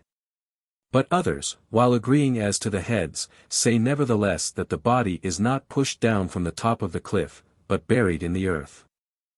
This divinity to whom they sacrifice, the Torwa themselves say is Iphigenia the daughter of Agamemnon. Whatsoever enemies they have conquered they treat in this fashion: each man cuts off a head and bears it away to his house. Then he impales it on a long stake and sets it up above his house raised to a great height, generally above the chimney, and they say that these are suspended above as guards to preserve the whole house. This people has its living by plunder and war. 104.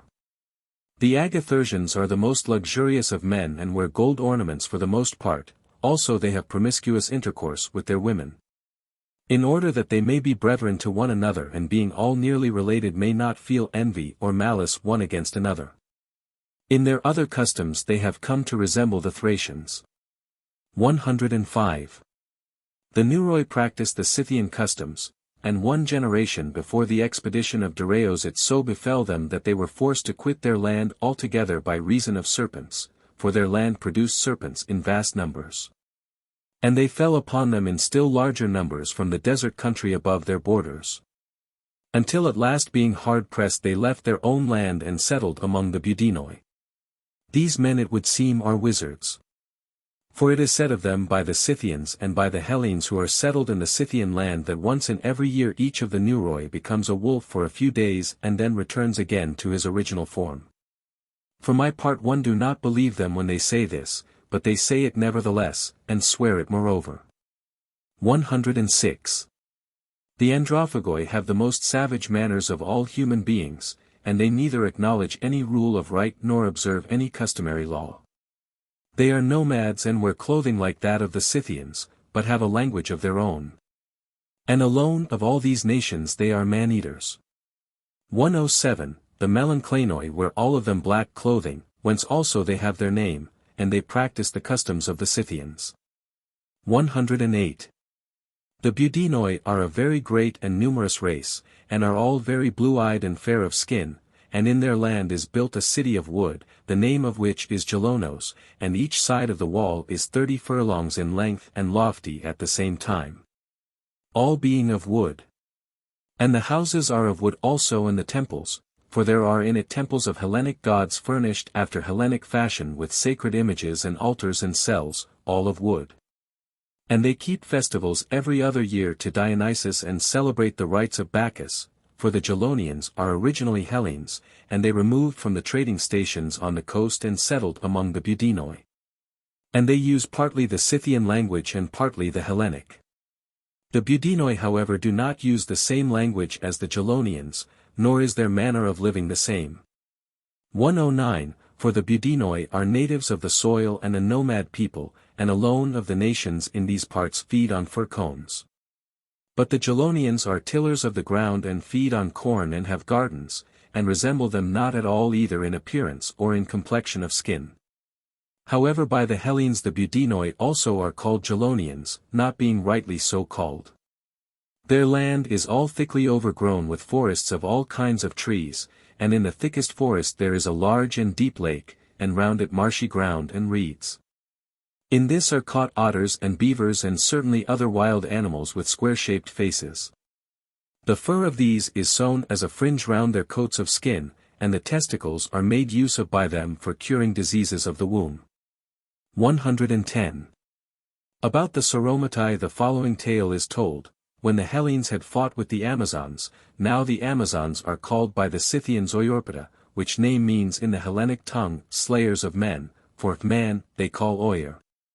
And Pata means, to slay. Then, as the story goes, the Hellenes, having conquered them in the battle at the Thermodon, were sailing away and conveying with them in 3 ships as many Amazons as they were able to take prisoners. These in the open sea set upon the men and cast them out of the ships.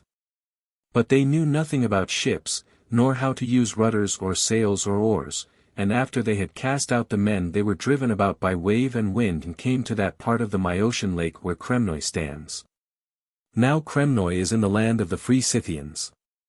There the Amazons disembarked from their ships and made their way into the country, and having met first with a troop of horses feeding they seized them, and mounted upon these they plundered the property of the Scythians. 111. The Scythians meanwhile were not able to understand the matter, for they did not know either their speech or their dress or the race to which they belonged, but were in wonder as to whence they had come and thought that they were men of an age corresponding to their appearance, and finally they fought a battle against them, and after the battle the Scythians got possession of the bodies of the dead, and thus they discovered that they were women. They took counsel therefore and resolved by no means to go on trying to kill them, but to send against them the youngest men from among themselves, making conjecture of the number so as to send just as many men as there were women. These were told to encamp near them, and do whatsoever they should do. If however the women should come after them, they were not to fight but to retire before them, and when the women stopped, they were to approach near and encamp. This plan was adopted by the Scythians because they desired to have children born from them. 112. The young men accordingly were sent out and did that which had been commanded them, and when the Amazons perceived that they had not come to do them any harm, they let them alone. And the two camps approached nearer to one another every day, and the young men, like the Amazons, had nothing except their arms and their horses, and got their living, as the Amazons did, by hunting and by taking booty. 113. Now the Amazons at midday used to scatter abroad either one by one or by two together, dispersing to a distance from one another to ease themselves. And the Scythians also having perceived this did the same thing, and one of the Scythians came near to one of those Amazons who were apart by themselves, and she did not repulse him but allowed him to lie with her, and she could not speak to him. For they did not understand one another's speech, but she made signs to him with her hand to come on the following day to the same place and to bring another with him, signifying to him that there should be two of them. And that she would bring another with her. The young man therefore, when he returned, reported this to the others. And on the next day he came himself to the place and also brought another, and he found the Amazon awaiting him with another in her company. Then hearing this the rest of the young men also in their turn tamed for themselves the remainder of the Amazons. 114. And after this they joined their camps and lived together, each man having for his wife her with whom he had had dealings at first, and the men were not able to learn the speech of the women, but the women came to comprehend that of the men.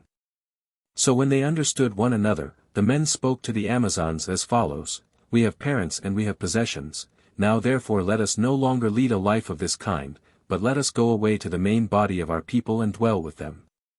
And we will have you for wives and no others. They however spoke thus in reply: We should not be able to live with your women, for we and they have not the same customs. We shoot with bows and hurl javelins and ride horses, but the works of women we never learnt. Whereas your women do none of these things which we said, but stay in the wagons and work at the works of women, neither going out to the chase nor anywhither else. We therefore should not be able to live in agreement with them, but if ye desire to keep us for your wives and to be thought honest men, go to your parents and obtain from them your share of the goods, and then let us go and dwell by ourselves. 115. The young men agreed and did this. And when they had obtained the share of the goods which belonged to them and had returned back to the Amazons, the women spoke to them as follows: We are possessed by fear and trembling to think that we must dwell in this place. Having not only separated you from your fathers, but also done great damage to your land. Since then ye think it right to have us as your wives, do this together with us, come and let us remove from this land and pass over the river Tanais and there dwell. 116. The young men agreed to this also, and they crossed over the Tanais and made their way towards the rising sun for 3 days' journey from Tanais. And also towards the north wind for 3 days' journey from the Myosian lake, and having arrived at the place where they are now settled, they took up their abode there, and from thenceforward the women of the Sauromatai practiced their ancient way of living, going out regularly on horseback to the chase both in company with the men and apart from them, and going regularly to war. And wearing the same dress as the men. 117. And the Sauromatai make use of the Scythian tongue, speaking it barbarously however from the first, since the Amazons did not learn it thoroughly well.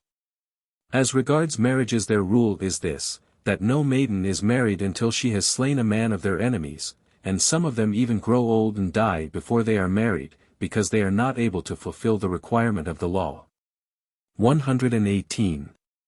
To the kings of these nations then, which have been mentioned in order, the messengers of the Scythians came, finding them gathered together, and spoke declaring to them how the Persian king, after having subdued all things to himself in the other continent, had laid a bridge over the neck of the Bosphorus and had crossed over to that continent, and having crossed over and subdued the Thracians, was making a bridge over the river Ister, desiring to bring under his power all these regions also.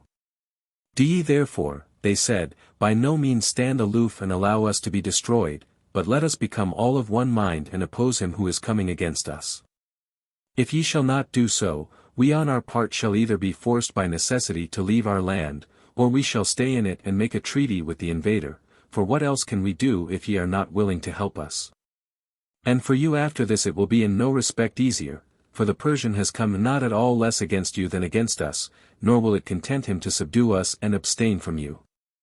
And of the truth of that which we say we will mention a strong evidence, if the Persian had been making his expedition against us alone, because he desired to take vengeance for the former servitude, he ought to have abstained from all the rest and to have come at once to invade our land, and he would thus have made it clear to all that he was marching to fight against the Scythians and not against the rest. In fact, however, ever since he crossed over to this continent, he has compelled all who came in his way to submit to him, and he holds under him now not only the other Thracians but also the Getae, who are our nearest neighbors. 119. When the Scythians proposed this, the kings who had come from the various nations took counsel together, and their opinions were divided. The kings of the Gelonians, of the Budinoi and of the Sauromatai agreed together and accepted the proposal that they should help the Scythians, but those of the Agathyrsians, Neuroi, and Drophagoi, Melanchlaenoi and Toroi returned answer to the Scythians as follows: If ye had not been the first to do wrong to the Persians and to begin war, then we should have surely thought that ye were speaking justly in asking for those things for which ye now ask, and we should have yielded to your request and shared your fortunes. As it is, however, ye on the one hand made invasion without us into their land, and bear rule over the Persians for so long a time as God permitted you, and they in their turn, since the same God stirs them up, are repaying you with the like. As for us, however, neither at that time did we do any wrong to these men nor now shall we attempt to do any wrong to them unprovoked, if however the Persians shall come against our land also, and do wrong first to us. We also shall refuse to submit, but until we shall see this, we shall remain by ourselves, for we are of opinion that the Persians have come not against us, but against those who were the authors of the wrong. 120. When the Scythians heard this answer reported, they planned not to fight a pitched battle openly, since these did not join them as allies, but to retire before the Persians and to drive away their cattle from before them, choking up with earth the wells and the springs of water by which they passed and destroying the grass from off the ground, having parted themselves for this into two bodies. And they resolved that the Sauromatai should be added to one of their divisions, namely that over which Scopacis was king, and that these should move on, if the Persians turned in that direction, straight towards the river Tanais, retreating before him by the shore of the Myosian lake. And when the Persian marched back again, they should come after and pursue him. This was one division of their kingdom, appointed to go by the way which has been said. And the other two of the kingdoms, the large one over which Idanthyrsos was king, and the third of which Taxaches was king, were to join together in one, with the Gelonians and the Budinoi added to them. And they also were to retire before the Persians 1 day's march in front of them, going on out of their way and doing that which had been planned. First they were to move on straight for the countries which had refused to give their alliance, in order that they might involve these also in the war, and though these had not voluntarily undertaken the war with the Persians, they were to involve them in it nevertheless against their will. And after that they were to return to their own land and attack the enemy, if it should seem good to them in council so to do. 121. Having formed this plan, the Scythians went to meet the army of Dareios, sending off the best of their horsemen before them as scouts. But all the wagons in which their children and their women lived they sent on, and with them all their cattle, leaving only so much as was sufficient to supply them with food, and charged them that they should proceed continually towards the north wind. These, I say, were being carried on before. 122. But when the scouts who went in front of the Scythians discovered the Persians distant about 3 days' march from Istar, then the Scythians having discovered them continued to pitch their camp 1 day's march in front, destroying utterly that which grew from the ground, and when the Persians saw that the horsemen of the Scythians had made their appearance, they came after them following in their track, while the Scythians continually moved on. After this, since they had directed their march towards the first of the divisions, the Persians continued to pursue towards the east and the river Tanais.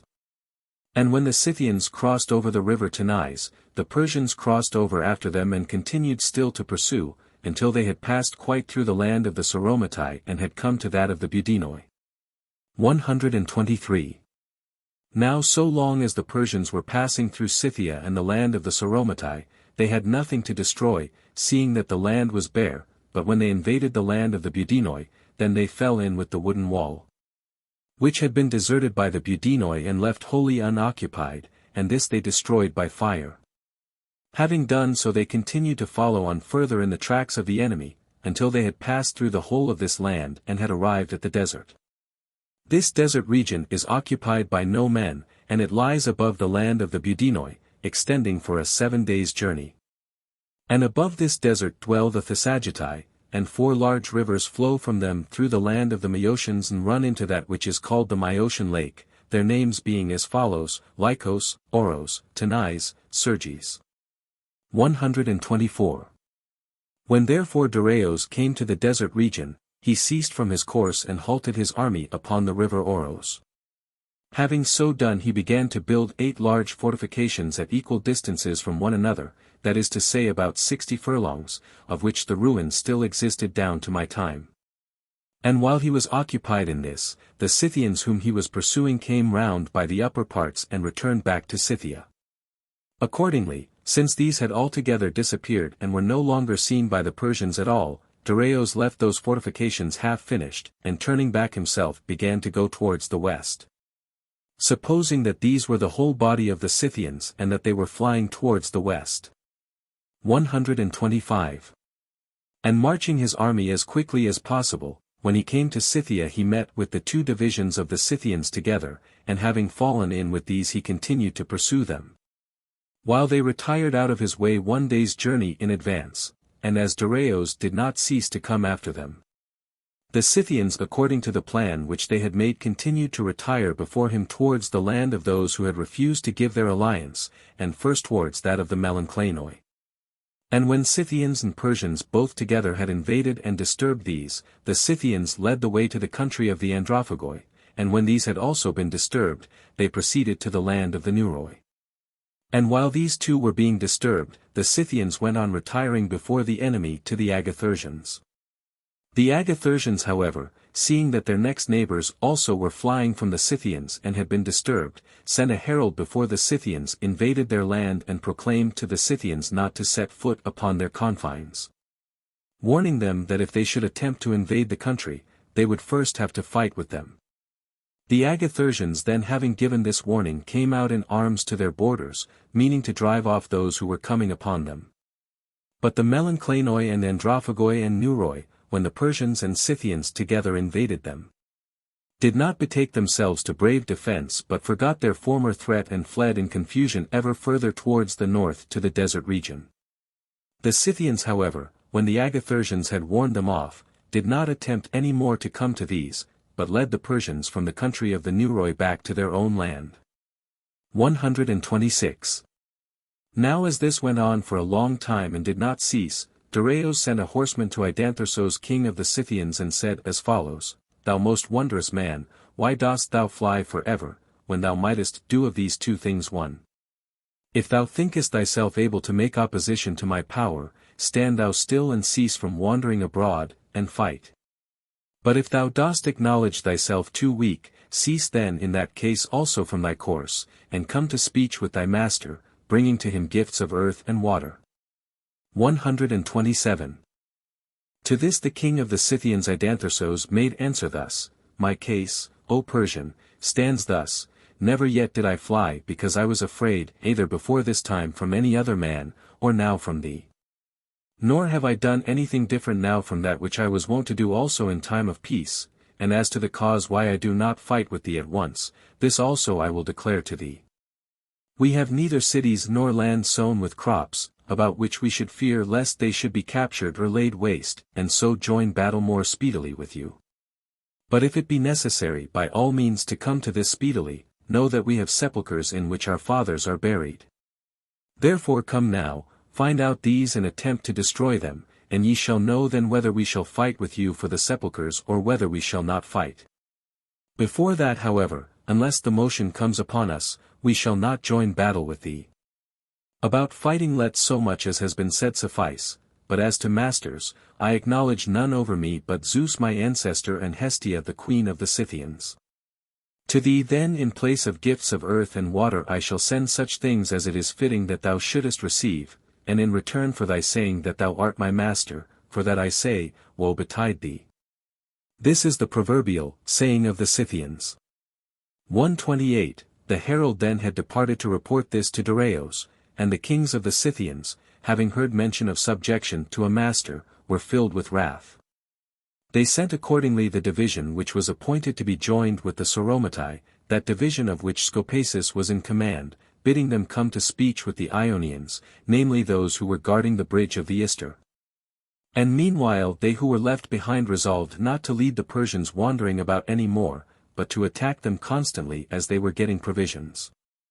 Therefore they observed the soldiers of Darius as they got provisions, and did that which they had determined, and the cavalry of the Scythians always routed that of the enemy, but the Persian horsemen as they fled fell back upon the men on foot. And these would come up to their assistance. And meanwhile the Scythians when they had driven in the cavalry turned back, fearing the men on foot. Also by night the Scythians used to make similar attacks. 129. And the thing which, strange to say, most helped the Persians and hindered the Scythians in their attacks upon the camp of Darius, I will mention. Namely the voice of the asses and the appearance of the mules. For Scythia produces neither ass nor mule, as I have declared before, nor is there at all in the Scythian country either ass or mule on account of the cold. The asses accordingly by riotously braying used to throw into confusion the cavalry of the Scythians. And often, as they were in the middle of riding against the Persians, when the horses heard the voice of the asses they turned back in confusion and were possessed with wonder, pricking up their ears. Because they had never heard such a voice nor seen the form of the creature before. 130. So far then the Persians had the advantage for a small part of the war. But the Scythians, whenever they saw that the Persians were disquieted, then in order that they might remain a longer time in Scythia and in remaining might suffer by being in want of everything, would leave some of their own cattle behind with the herdsmen, while they themselves rode out of the way to another place, and the Persians would come upon the cattle and take them, and having taken them they were elated at what they had done. 131. As this happened often, at length Darius began to be in straits, and the kings of the Scythians perceiving this sent a herald bearing as gifts to Darius a bird and a mouse and a frog and 5 arrows. The Persians accordingly asked the bearer of the gifts as to the meaning of the gifts which were offered, but he said that nothing more had been commanded to him but to give them and get away as speedily as possible.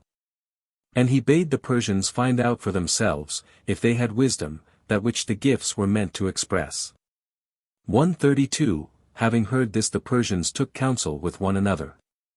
And the opinion of Darius was that the Scythians were giving to him both themselves and also earth and water, making his conjecture by this, namely that a mouse is produced in the earth and feeds on the same produce of the earth as man. And a frog in the water, while a bird has great resemblance to a horse. And moreover that in giving the arrows they were delivering up their own might in battle. This was the opinion expressed by Darius. But the opinion of Gobryas, one of the 7 men who killed the Magian, was at variance with it, for he conjectured that the gifts expressed this, unless ye become birds and fly up into the heaven, O Persians. Or become mice and sink down under the earth, or become frogs and leap into the lakes, ye shall not return back home, but shall be smitten by these arrows. 133. The Persians then, I say, were making conjecture of the gifts, and meanwhile the single division of the Scythians. That which had been appointed at first to keep guard along the Myosian lake and then to go to the Ister and come to speech with the Ionians, when they arrived at the bridge spoke as follows, Ionians, we have come bringing you freedom. If at least ye are willing to listen to us. For we are informed that Darius gave you command to guard the bridge for 60 days only, and then, if ye had not arrived within that time, to get you away to your own land. Now therefore, if ye do as we say, ye will be without blame from his part and without blame also from ours, stay the appointed days and then after that get you away. They then, when the Ionians had engaged themselves to do this, hastened back again by the quickest way.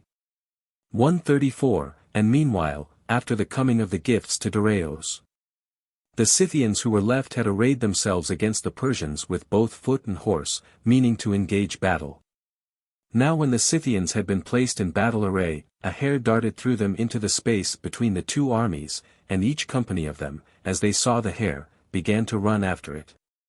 When the Scythians were thus thrown into disorder and were raising loud cries, Dareios asked what was this clamor arising from the enemy. And hearing that they were running after the hare, he said to those men to whom he was wont to say things at other times, "These men have very slight regard for us, and I perceive now that Gobryas spoke rightly about the Scythian gifts. Seeing then that now I myself too think that things are so, we have need of good counsel, in order that our retreat homewards may be safely made." To this replied Gobryas and said, "O king, even by report I was almost assured of the difficulty of dealing with these men, and when I came I learnt it still more thoroughly, since I saw that they were mocking us. Now therefore my opinion is, that as soon as night comes on, we kindle the campfires as we are wont to do at other times also, and deceive with a false tale those of our men who are weakest to endure hardships. And tie up all the asses and get us away, before either the Scythians make for the Ister to destroy the bridge or something be resolved by the Ionians which may be our ruin." 135. Thus Gobryas advised, and after this, when night came on, Dareios acted on this opinion. Those of his men who were weakened by fatigue and whose loss was of least account, these he left behind in the camp, and the asses also tied up, and for the following reasons he left behind the asses and the weaker men of his army. The asses in order that they might make a noise which should be heard, and the men really because of their weakness, but on a pretense stated openly that he was about to attack the Scythians with the effective part of the army, and that they meanwhile were to be defenders of the camp. Having thus instructed those who were left behind, and having kindled campfires, Dareios hastened by the quickest way towards the Ister, and the asses, having no longer about them the usual throng, very much more for that reason caused their voice to be heard. So the Scythians, hearing the asses, supposed surely that the Persians were remaining in their former place. 136. But when it was day, those who were left behind perceived that they had been betrayed by Dareios, and they held out their hands in submission to the Scythians, telling them what their case was. And the Scythians, when they heard this, joined together as quickly as possible, that is to say the two combined divisions of the Scythians and the single division, and also the Sauromatai, Budinoi, and Gelonians, and began to pursue the Persians, making straight for the Ister. But as the Persian army for the most part consisted of men on foot, and was not acquainted with the roads not being marked with tracks, while the Scythian army consisted of horsemen and was acquainted with the shortest cuts along the way, they missed one another and the Scythians arrived at the bridge much before the Persians. Then having learnt that the Persians had not yet arrived, they said to the Ionians who were in the ships, "Ionians, the days of your number are past, and ye are not acting uprightly in that ye yet remain waiting, but as ye stayed before from fear. So now break up the passage as quickly as ye may, and depart free and unhurt, feeling thankfulness both to the gods and to the Scythians, and him who was formerly your master we will so convince, that he shall never again march with an army upon any nation." 137. Upon this the Ionians took counsel together. And Miltiades the Athenian on the one hand, who was commander and despot of the men of the Chersonese in Hellespont, was of opinion that they should follow the advice of the Scythians and set Ionia free, but Histiaeus the Milesian was of the opposite opinion to this. For he said that at the present time it was by means of Dareios that each one of them was ruling as despot over a city. And if the power of Dareios should be destroyed, neither he himself would be able to bear rule over the Milesians, nor would any other of them be able to bear rule over any other city. For each of the cities would choose to have popular rather than despotic rule. When Histiaeus declared his opinion thus, forthwith all turned to this opinion, whereas at the first they were adopting that of Miltiades. 138. Now these were they who gave the vote between the two opinions, and were men of consequence in the eyes of the king, first the despots of the Hellespontians, Daphnis of Abydos, Hippoclaus of Lampsacos, Hierophantos of Parion, Metrodoros of Proconnesos, Aristagras of Kyzikos, and Ariston of Byzantium. These were those from the Hellespont. And from Ionia, Stratus of Chios, Iax of Samos, Laodamas of Phocaea, and Histieos of Miletos, whose opinion had been proposed in opposition to that of Miltiades. And of the Aeolians the only man of consequence there present was Aristagoras of Kyme. 139. When these adopted the opinion of Histieos, they resolved to add to it deeds and words as follows, namely to break up that part of the bridge which was on the side towards the Scythians, to break it up, I say, for a distance equal to the range of an arrow, both in order that they might be thought to be doing something, though in fact they were doing nothing.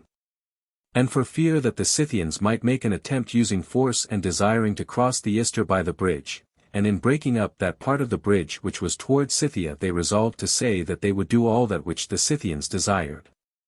This they added to the opinion proposed, and then Histieos coming forth from among them made answer to the Scythians as follows, Scythians, ye are come bringing good news, and it is a timely haste that ye make to bring it. And ye on your part give us good guidance, while we on ours render to you suitable service.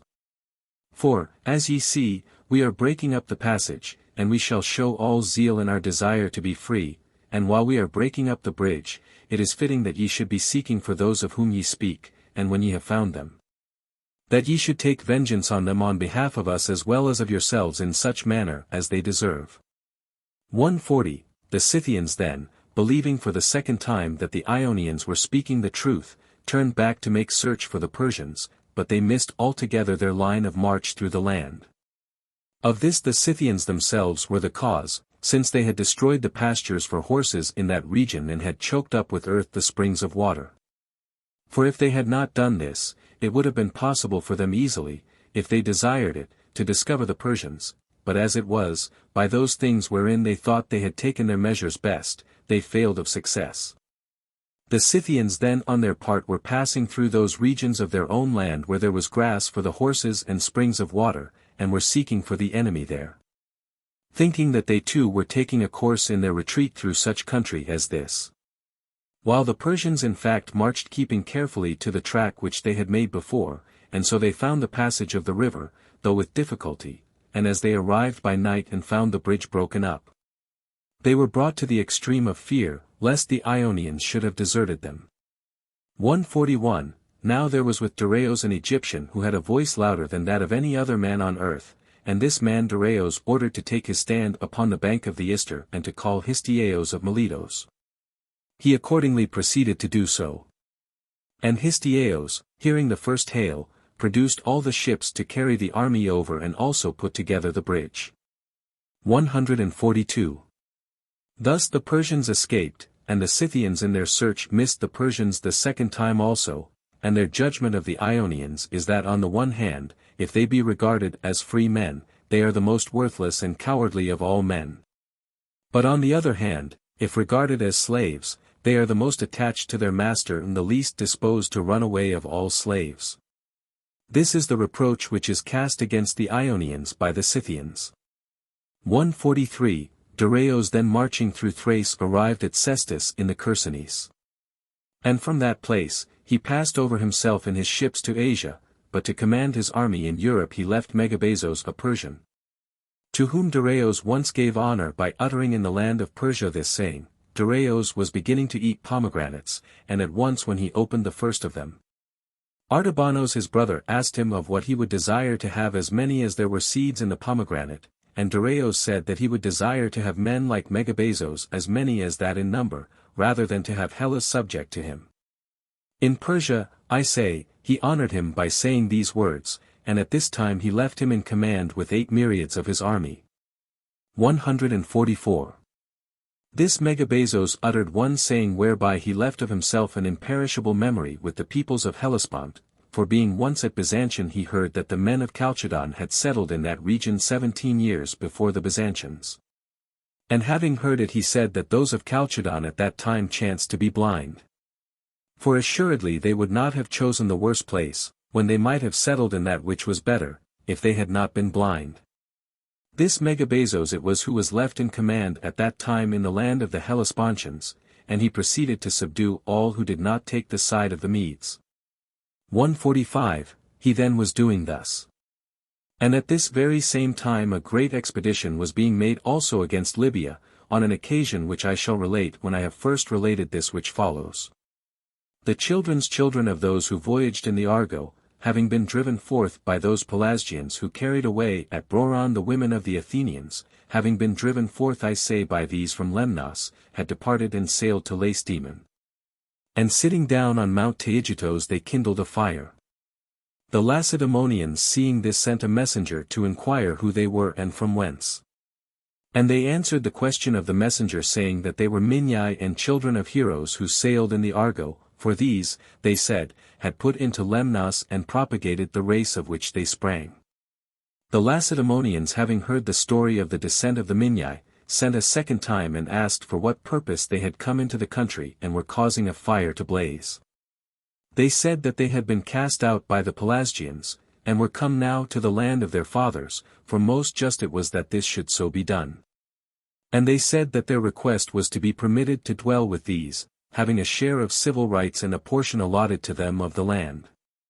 And the Lacedaemonians were content to receive the Minyai upon the terms which they themselves desired, being most of all impelled to do this by the fact that the sons of Tyndareus were voyagers in the Argo.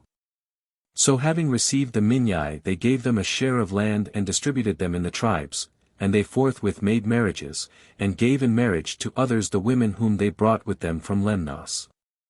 146. However, when no very long time had passed, the Minyai forthwith broke out into insolence, asking for a share of the royal power and also doing other impious things, therefore the Lacedaemonians resolved to put them to death. And having seized them they cast them into a prison. Now the Lacedaemonians put to death by night all those whom they put to death, but no man by day. When therefore they were just about to kill them, the wives of the Minyai, being native Spartans and daughters of the first citizens of Sparta, entreated to be allowed to enter the prison and come to speech every one with her own husband, and they let them pass in, not supposing that any craft would be practiced by them. They however, when they had entered, delivered to their husbands all the garments which they were wearing, and themselves received those of their husbands. Thus the Minyai having put on the women's clothes went forth out of prison as women. And having escaped in this manner they went again to Taygetos and sat down there. 147.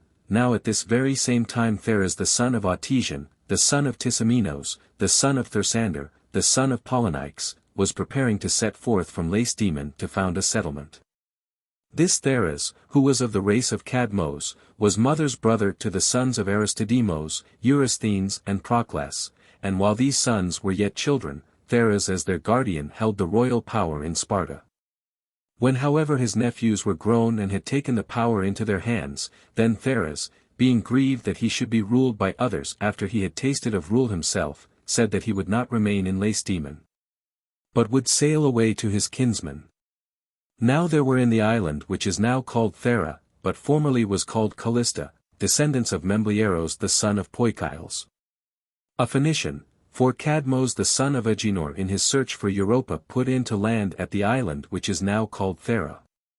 And, whether it was that the country pleased him when he had put to land, or whether he chose to do so for any other reason, he left in this island, besides other Phoenicians, Memblieros also, of his own kinsmen.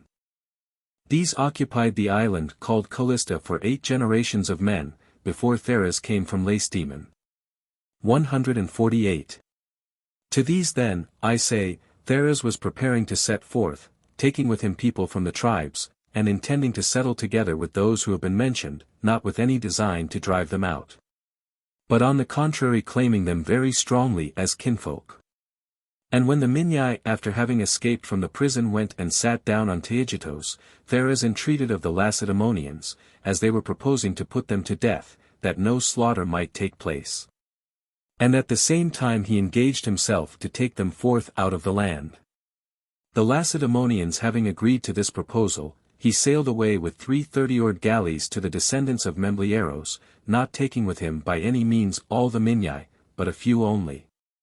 For the greater number of them turned towards the land of the Peroriotai and Caucans, and having driven these out of their country, they parted themselves into 6 divisions and founded in their territory the following towns: Leprion, Makistos, Phrixai, Pergos, Epian, Nudian.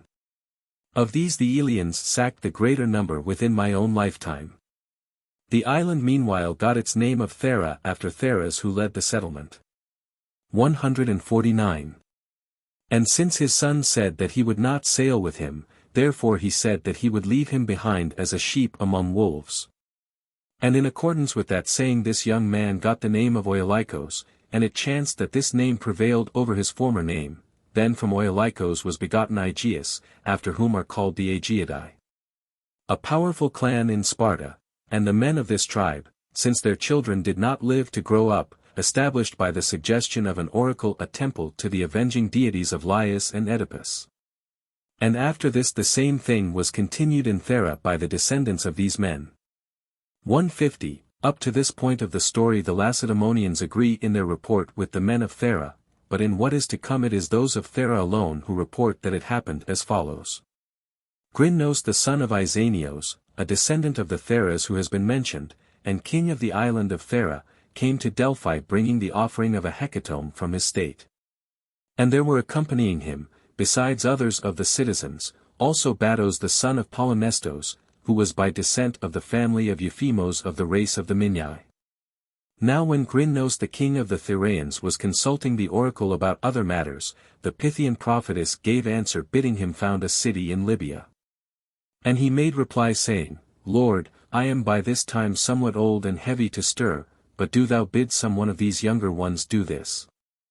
As he thus said he pointed towards Bados. So far at that time, but afterwards when he had come away they were in difficulty about the saying of the oracle, neither having any knowledge of Libya, in what part of the earth it was, nor venturing to send a colony to the unknown. 151. Then after this for 7 years there was no rain in Thera, and in these years all the trees in their island were withered up excepting one, and when the Theraeans consulted the oracle, the Pythian prophetess alleged this matter of colonizing Libya to be the cause. As then they had no remedy for their evil, they sent messengers to Crete, to find out whether any of the Cretans or of the sojourners in Crete had ever come to Libya. These as they wandered round about the country came also the city of Etanos, and there they met with a fisher for purple named Corobios, who said that he had been carried away by winds and had come to Libya, and in Libya to the island of Plataea.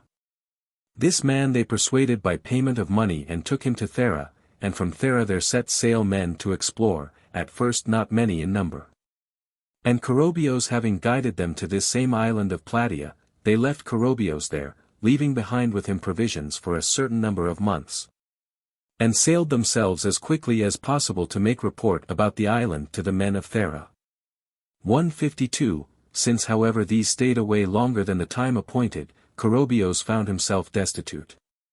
And after this a ship of Samos, of which the master was Clios, while sailing to Egypt was carried out of its course and came to this island of Plataea, and the Samians hearing from Corobios the whole story left him provisions for a year.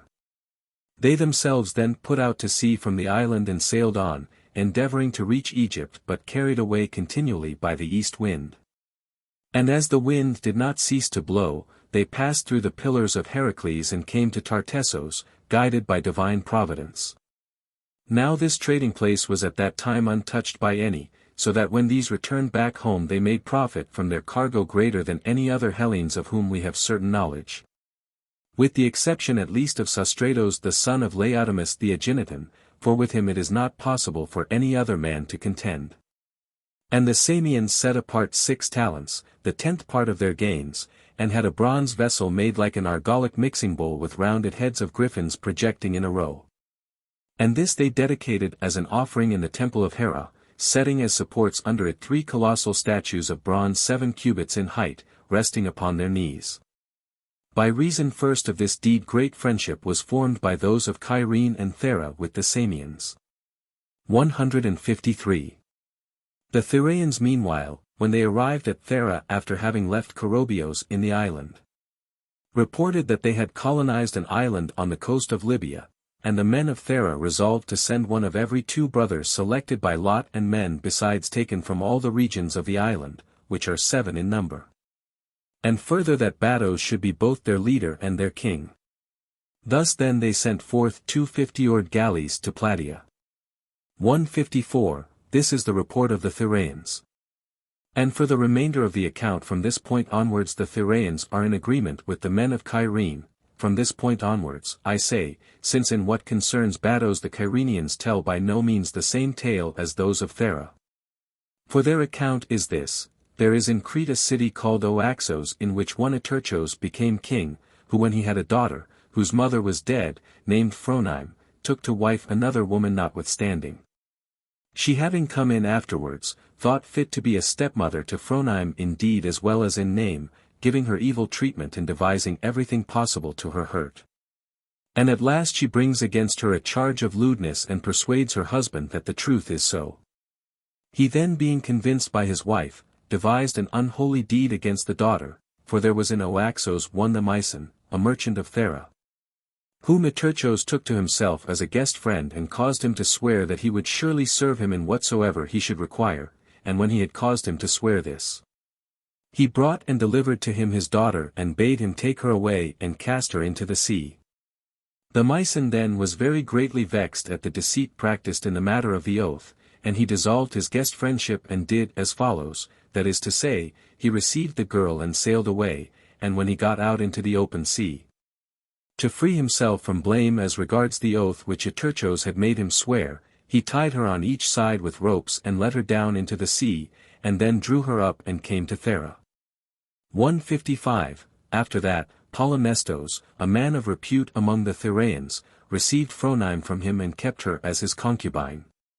And in course of time there was born to him from her a son with an impediment in his voice and lisping, to whom, as both Thracians and Cyrenians say, was given the name Bados, but I think that some other name was then given. And he was named Bados instead of this after he came to Libya, taking for himself this surname from the oracle which was given to him at Delphi and from the rank which he had obtained. For the Libyans call a king Bados, and for this reason, I think, the Pythian prophetess in her prophesying called him so, using the Libyan tongue, because she knew that he would be a king in Libya. For when he had grown to be a man, he came to Delphi to inquire about his voice. And when he asked, the prophetess thus answered him. For a voice thou camest, O Bados, but the Lord Phoebus Apollo sendeth as settler forth to the Libyan land sheep abounding. Just as if she should say using the Hellenic tongue. For a voice thou camest, O king. He thus made answer, Lord, I came to thee to inquire concerning my voice, but thou answerest me other things which are not possible, bidding me go as a settler to Libya, but with what power, or with what force of men should I go? Thus saying he did not at all persuade her to give him any other reply, and as she was prophesying to him again the same things as before, Bados departed while she was yet speaking, and went away to Thera. 156. After this there came evil fortune both to himself and to the other men of Thera. And the Thracians, not understanding that which befell them, sent to Delphi to inquire about the evils which they were suffering, and the Pythian prophetess gave them reply that if they joined with Bados in founding Cyrene in Libya, they would fare the better. After this the Thracians sent Bados with 250-oared galleys.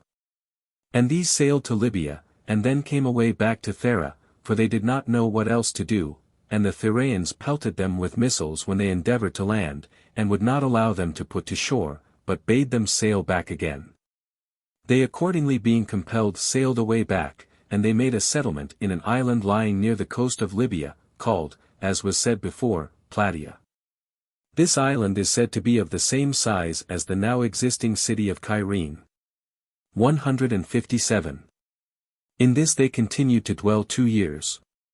But as they had no prosperity, they left one of their number behind and all the rest sailed away to Delphi, and having come to the oracle they consulted it, saying that they were dwelling in Libya and that, though they were dwelling there, they fared none the better, and the Pythian prophetess made answer to them thus. Better than I if thou knowest the Libyan land sheep abounding. Not having been there than I who have been, at thy wisdom I wonder. Having heard this Bados and his companions sailed away back again. For in fact the god would not let them off from the task of settlement till they had come to Libya itself, and having arrived at the island and taken up him whom they had left, they made a settlement in Libya itself at a spot opposite the island, called Osiris, which is enclosed by most fair woods on both sides and a river flows by it on one side.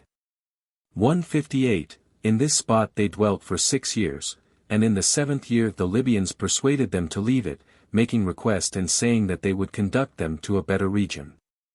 So the Libyans led them from that place, making them start towards evening.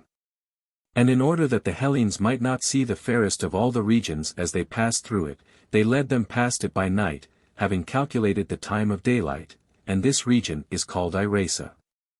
Then having conducted them to the so-called spring of Apollo, they said, Hellenes, here is a fit place for you to dwell, for here the heaven is pierced with holes. 159. Now during the lifetime of the first settler Bados, who reigned 40 years, and of his son Archeselos, who reigned 16 years, the Kyrenians continued to dwell there with the same number as when they first set forth to the colony. But in the time of the third king, called Bados the Prosperous, the Pythian prophetess gave an oracle wherein she urged the Hellenes in general to sail and join with the Kyrenians in colonizing Libya. For the Kyrenians invited them, giving promise of a division of land, and the oracle which she uttered was as follows. Who to the land much desired, to Libya, afterwards cometh. After the land be divided, I say he shall some day repent it. Then great numbers were gathered at Cyrene, and the Libyans who dwelt round had much land cut off from their possessions. Therefore they with their king whose name was Adicran, as they were not only deprived of their country but also were dealt with very insolently by the Kyrenians, sent to Egypt and delivered themselves over to Apries king of Egypt. He then having gathered a great army of Egyptians, sent it against Cyrene. And the men of Cyrene marched out to the region of Irasa and to the spring Thest. And there both joined battle with the Egyptians and defeated them in the battle, for since the Egyptians had not before made trial of the Hellenes in fight and therefore despised them, they were so slaughtered that but few of them returned back to Egypt. In consequence of this and because they laid the blame of it upon Apries, the Egyptians revolted from him. 160. This Bados had a son called Archeselos, who first when he became king made a quarrel with his own brothers, until they finally departed to another region of Libya. And making the venture for themselves founded that city which was then and is now called Barca. And at the same time as they founded this, they induced the Libyans to revolt from the Kyrenians. After this, Archeselos made an expedition against those Libyans who had received them and who had also revolted from Cyrene. And the Libyans fearing him departed and fled towards the eastern tribes of Libyans, and Archeselos followed after them as they fled, until he arrived in his pursuit at Leucon in Libya, and there the Libyans resolved to attack him. Accordingly they engaged battle and defeated the Kyrenians so utterly that 7,000 hoplites of the Kyrenians fell there. After this disaster Archeselos, being sick and having swallowed a potion, was strangled by his brother Haliarchos, and Haliarchos was killed treacherously by the wife of Archeselos, whose name was Eryxo. 161. Then Bados the son of Archeselos succeeded to the kingdom, who was lame and not sound in his feet, and the Kyrenians with a view to the misfortune which had befallen them sent men to Delphi to ask what form of rule they should adopt, in order to live in the best way possible. And the Pythian prophetess bade them take to themselves a reformer of their state from Mantinea of the Arcadians. The men of Cyrene accordingly made request, and those of Mantinea gave them the man of most repute among their citizens, whose name was Demonax. This man therefore having come to Cyrene and having ascertained all things exactly, in the first place caused them to have 3 tribes, distributing them thus: 1 division he made of the Theraeans and their dependents, another of the Peloponnesians and Cretans, and a third of all the islanders. Then secondly for the king Bados he set apart domains of land and priesthoods, but all the other powers which the kings used to possess before, he assigned as of public right to the people. 162. During the reign of this Bados things continued to be thus. But in the reign of his son Archeselos there arose much disturbance about the offices of the state, for Archeselos son of Bados the lame and of Fairtime said that he would not suffer it to be according as the Mantinean Demonax had arranged, but asked to have back the royal rights of his forefathers. After this, stirring up strife he was worsted and went as an exile to Samos, and his mother to Salamis in Cyprus. Now at that time the ruler of Salamis was Euelthon, the same who dedicated as an offering the censer at Delphi, a work well worth seeing, which is placed in the treasury of the Corinthians. To him having come, Fairtime asked him for an army to restore herself and her son to Cyrene.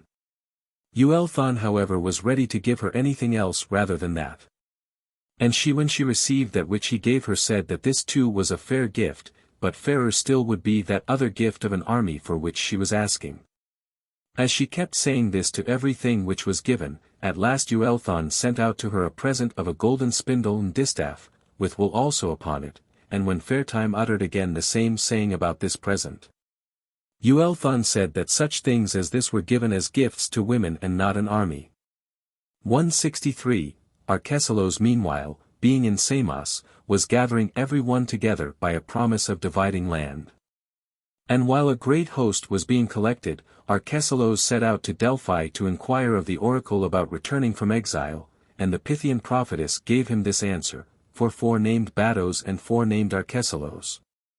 8 generations of men, Loxias grants to you to be kings of Cyrene, but beyond this he counsels you not even to attempt it. Thou however must keep quiet when thou hast come back to thy land. And if thou findest the furnace full of jars, heat not the jars fiercely, but let them go with a fair wind. If however thou heat the furnace fiercely, enter not thou into the place flowed round by water. For if thou dost thou shalt die, both thou and the bull which is fairer than all the rest. 164, Thus the Pythian prophetess gave answer to Arcesilaus, and he, having taken to him those in Samos, made his return to Cyrene. And when he had got possession of the power, he did not remember the saying of the oracle but endeavored to exact penalties from those of the opposite faction for having driven him out. Of these some escaped out of the country altogether, but some Arcesilaus got into his power and sent them away to Cyprus to be put to death. These were driven out of their course to Cnidus, and the men of Cnidus rescued them and sent them away to Thera. Some others however of the Cyrenians fled to a great tower belonging to Aglomachos a private citizen, and Arcesilaus burnt them by piling up brushwood round. Then after he had done the deed he perceived that the oracle meant this, in that the Pythian prophetess forbade him, if he found the jars in the furnace, to heat them fiercely. And he voluntarily kept away from the city of the Cyrenians, fearing the death which had been prophesied by the oracle and supposing that Cyrene was flowed round by water. Now he had to wife a kinswoman of his own, the daughter of the king of Barca whose name was Alazir. To him he came, and men of Barca together with certain of the exiles from Cyrene, perceiving him going about in the marketplace, killed him. And also besides him his father-in-law Alazir.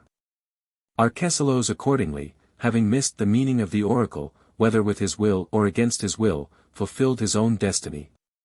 165. His mother Fairtime meanwhile, so long as Arcesilaus having worked evil for himself dwelt at Barca, herself held the royal power of her son at Cyrene. Both exercising his other rights and also sitting in council, but when she heard that her son had been slain in Barca, she departed and fled to Egypt, for she had on her side services done for Cambyses the son of Cyrus by Arcesilaus. Since this was the Arcesilaus who had given over Cyrene to Cambyses and had laid a tribute upon himself. Fairtime then having come to Egypt sat down as a suppliant of Arianda, bidding him help her, and alleging as a reason that it was on account of his inclination to the side of the Medes that her son had been slain. 166. Now this Arianda had been appointed ruler of the province of Egypt by Cambyses. And after the time of these events he lost his life because he would measure himself with Darius. For having heard and seen that Darius desired to leave behind him as a memorial of himself a thing which had not been made by any other king, he imitated him. Until at last he received his reward, for whereas Darius refined gold and made it as pure as possible, and of this caused coins to be struck, Arianda, being ruler of Egypt, did the same thing with silver. And even now the purest silver is that which is called Ariandic. Darius then having learnt that he was doing this put him to death, bringing against him another charge of attempting rebellion. 167. Now at the time of which I speak this Arianda had compassion on Fairtime and gave her all the troops that were in Egypt, both the land and the sea forces, appointing Amasis a Marathian to command the land army and Badraz of the race of the Pasargadae, to command the fleet, but before he sent away the army, Arianda dispatched a herald to Barca and asked who it was who had killed Arcesilaus. And the men of Barca all took it upon themselves, for they said they suffered formerly many great evils at his hands. Having heard this, Arianda at last sent away the army together with Fairtime. This charge then was the pretext alleged. But in fact the army was being sent out, as I believe, for the purpose of subduing Libya, for of the Libyans there are many nations of various kinds, and but few of them are subject to the king, while the greater number paid no regard to Darius. 168. Now the Libyans have their dwelling as follows, beginning from Egypt. First of the Libyans are settled the Atarmacidae, who practice for the most part the same customs as the Egyptians, but wear clothing similar to that of the other Libyans. Their women wear a bronze ring upon each leg, and they have long hair on their heads, and when they catch their lice, each one bites her own in retaliation and then throws them away. These are the only people of the Libyans who do this. And they alone display to the king their maidens when they are about to be married, and whosoever of them proves to be pleasing to the king is deflowered by him. These Atarmacidae extend along the coast from Egypt as far as the port which is called Plynos. 169. Next after these come the Gilligamai, occupying the country towards the west as far as the island of Aphrodisias. In the space within this limit lies off the coast the island of Plataea, where the Cyrenians made their settlement, and on the coast of the mainland there is Port Menelaos, and Osiris, where the Cyrenians used to dwell. From this point begins the Silphian and it extends along the coast from the island of Plataea as far as the entrance of the Syrtis. This nation practices customs nearly resembling those of the rest. 170. Next to the Gilligamai on the west are the Aspistai. These dwell above Cyrene, and the Aspistai do not reach down the sea, for the region along the sea is occupied by Cyrenians. These most of all the Libyans are drivers of four-horse chariots, and in the greater number of their customs they endeavor to imitate the Cyrenians. 171. Next after the Aspistai on the west come the Ochusai. These dwell above Barca and reach down to the sea by Euesperides, and in the middle of the country of the Ochusai dwell the Bacales, a small tribe, who reach down to the sea by the city of Tauchira in the territory of Barca. These practice the same customs as those above Cyrene. 172. Next after these Oscusai towards the west come the Nasamonians, a numerous race, who in the summer leave their flocks behind by the sea and go up to the region of Augila to gather the fruit of the date palms, which grow in great numbers and very large and are all fruit-bearing. These hunt the wingless locusts, and they dry them in the sun and then pound them up, and after that they sprinkle them upon milk and drink them. Their custom is for each man to have many wives, and they make their intercourse with them common in nearly the same manner as the Massagetai, that is they set up a staff in front of the door and so have intercourse. When a Nasamonian man marries his first wife, the custom is for the bride on the first night to go through the whole number of the guests having intercourse with them, and each man when he has lain with her gives a gift, whatsoever he has brought with him from his house. The forms of oath and of divination which they use are as follows. They swear by the men among themselves who are reported to have been the most righteous and brave, by these, I say, laying hands upon their tombs. And they divine by visiting the sepulchral mounds of their ancestors and lying down to sleep upon them after having prayed, and whatsoever thing the man sees in his dream, this he accepts. They practice also the exchange of pledges in the following manner, that is to say, one gives the other to drink from his hand, and drinks himself from the hand of the other. And if they have no liquid, they take of the dust from the ground and lick it. 173. Adjoining the Nasamonians is the country of the Siloi. These have perished utterly in the following manner. The south wind blowing upon them dried up all their cisterns of water, and their land was waterless, lying all within the Syrtis. They then having taken a resolve by common consent, marched in arms against the south wind. I report that which is reported by the Libyans, and when they had arrived at the sandy tract, the south wind blew and buried them in the sand. These then having utterly perished, the Nasamonians from that time forward possessed their land. 174, above these towards the south wind in the region of wild beasts dwell the Garamantians, who fly from every man and avoid the company of all. And they neither possess any weapon of war, nor know how to defend themselves against enemies. 175, these dwell above the Nasamonians. And next to the Nasamonians along the sea coast towards the west come the Matsai, who shave their hair so as to leave tufts, letting the middle of their hair grow long, but round this on all sides shaving it close to the skin. And for fighting they carry shields made of ostrich skins. Through their land the river Knips runs out into the sea, flowing from a hill called the Hill of the Charites. This hill of the Charites is overgrown thickly with wood, while the rest of Libya which has been spoken of before is bare of trees, and the distance from the sea to this hill is 200 furlongs. 176. Next to these Matsai are the Jindanes, whose women wear each of them a number of anklets made of the skins of animals, for the following reason, as it is said, for every man who has commerce with her she binds on an anklet. And the woman who has most is esteemed the best, since she has been loved by the greatest number of men. 177, in a peninsula which stands out into the sea from the land of these Jindanes dwell the Lotophagoi, who live by eating the fruit of the lotus only. Now the fruit of the lotus is in size like that of the mastic tree, and in flavor it resembles that of the date palm. Of this fruit the Lotophagoi even make for themselves wine. 178. Next after the Lotophagoi along the sea coast are the Moclians, who also make use of the lotus, but less than those above mentioned. These extend to a great river named the river Triton, and this runs out into a great lake called Tritonis, in which there is an island named Phla. About this island they say there was an oracle given to the Lacedaemonians that they should make a settlement in it. 179. The following moreover is also told, namely that Jason, when the Argo had been completed by him under Mount Pelion, put into it a hecatomb and with it also a tripod of bronze, and sailed round Peloponnese, desiring to come to Delphi. And when in sailing he got near Malea, a north wind seized his ship and carried it off to Libya, and before he caught sight of land he had come to be in the shoals of the lake Tritonis. Then as he was at a loss how he should bring his ship forth, the story goes that Triton appeared to him and bade Jason give him the tripod, saying that he would show them the right course and let them go away without hurt, and when Jason consented to it, then Triton showed them the passage out between the shoals and set the tripod in his own temple.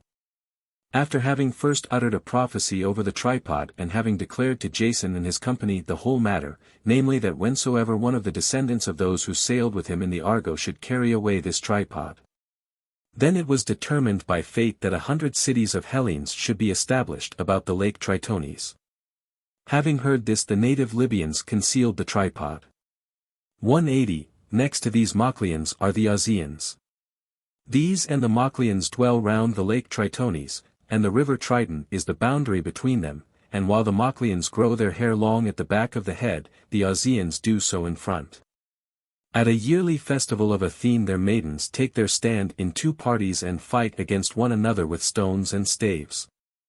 And they say that in doing so they are fulfilling the rites handed down by their fathers for the divinity who was sprung from that land, whom we call Athene, and those of the maidens who die of the wounds received they call false maidens.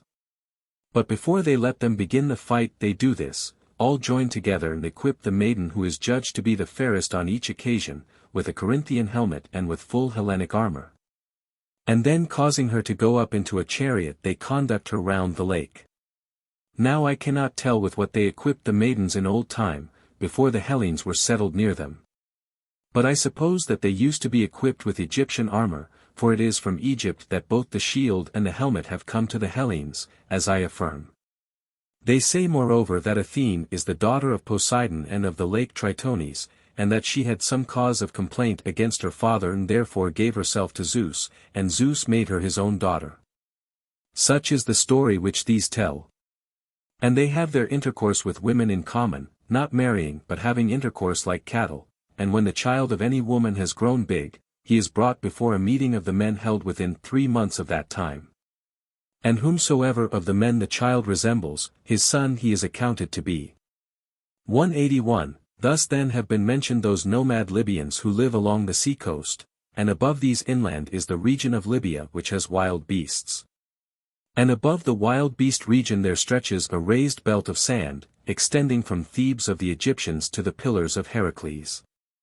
In this belt at intervals of about 10 days' journey there are fragments of salt in great lumps forming hills, and at the top of each hill there shoots up from the middle of the salt a spring of water cold and sweet. And about the spring dwell men, at the furthest limit towards the desert, and above the wild beast region. First, at a distance of 10 days' journey from Thebes, are the Ammonians, whose temple is derived from that of the Theban Zeus, for the image of Zeus in Thebes also, as I have said before, has the head of a ram. These, as it chances, have also other water of a spring, which in the early morning is warm, at the time when the market fills, cooler, when midday comes, it is quite cold, and then they water their gardens. But as the day declines, it abates from its coldness, until at last, when the sun sets, the water is warm, and it continues to increase in heat still more until it reaches midnight, when it boils and throws up bubbles. And when midnight passes, it becomes cooler gradually till dawn of day. This spring is called the fountain of the sun. 182. After the Ammonians, as you go on along the belt of sand, at an interval again of 10 days' journey there is a hill of salt like that of the Ammonians, and a spring of water, with men dwelling about it, and the name of this place is Augila. To this the Nasamonians come year by year to gather the fruit of the date palms. 183. From Augila at a distance again of 10 days' journey there is another hill of salt and spring of water and a great number of fruit-bearing date palms, as there are also in the other places, and men dwell here who are called the Garmantians. A very great nation, who carry earth to lay over the salt and then sow crops. From this point is the shortest way to the Lotophagoi, for from these it is a journey of 30 days to the country of the Garmantians. Among them also are produced the cattle which feed backwards. And they feed backwards for this reason, because they have their horns bent down forwards, and therefore they walk backwards as they feed, for forwards they cannot go, because the horns run into the ground in front of them. But in nothing else do they differ from other cattle except in this and in the thickness and firmness to the touch of their hide. These Garamantians of whom I speak hunt the cave-dwelling Ethiopians with their 4-horse chariots. For the cave-dwelling Ethiopians are the swiftest of foot of all men about whom we hear report made, and the cave-dwellers feed upon serpents and lizards and such creeping things, and they use a language which resembles no other. For in it they squeak just like bats. 184.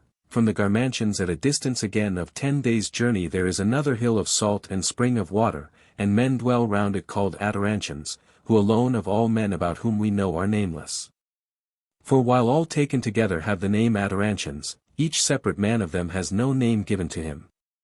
These utter curses against the sun when he is at his height, and moreover revile him with all manner of foul terms, because he oppresses them by his burning heat, both themselves and their land. After this at a distance of 10 days' journey there is another hill of salt and spring of water, and men dwell round it. Near this salt hill is a mountain named Atlas, which is small in circuit and rounded on every side. And so exceedingly lofty is it said to be, that it is not possible to see its summits, for clouds never leave them either in the summer or in the winter. This the natives say is the pillar of the heaven. After this mountain these men got their name, for they are called Atlanteans, and it is said that they neither eat anything that has life nor have any dreams. 185. As far as these Atlanteans I am able to mention in order the names of those who are settled in the belt of sand, but for the parts beyond these I can do so no more.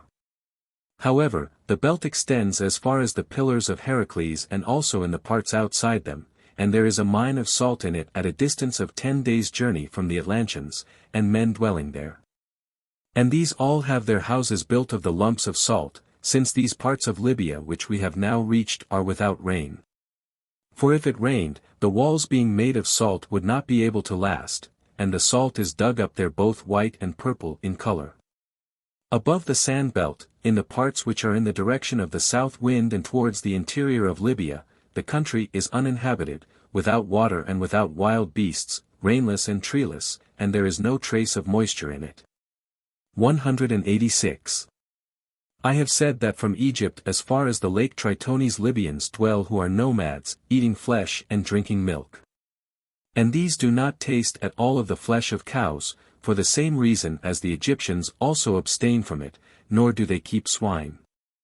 Moreover, the women of the Kyrenians too think it not right to eat cow's flesh, because of the Egyptian Isis, and they even keep fasts and celebrate festivals for her.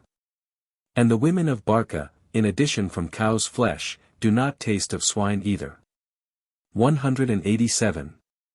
Thus it is with these matters, but in the region to the west of Lake Tritonis the Libyans cease to be nomads, and they do not practice the same customs, nor do to their children anything like that which the nomads are wont to do.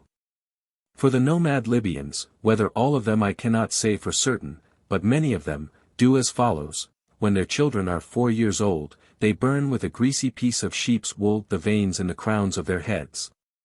And some of them burn the veins of the temples, so that for all their lives to come the cold humor may not run down from their heads and do them hurt, and for this reason it is, they say, that they are so healthy.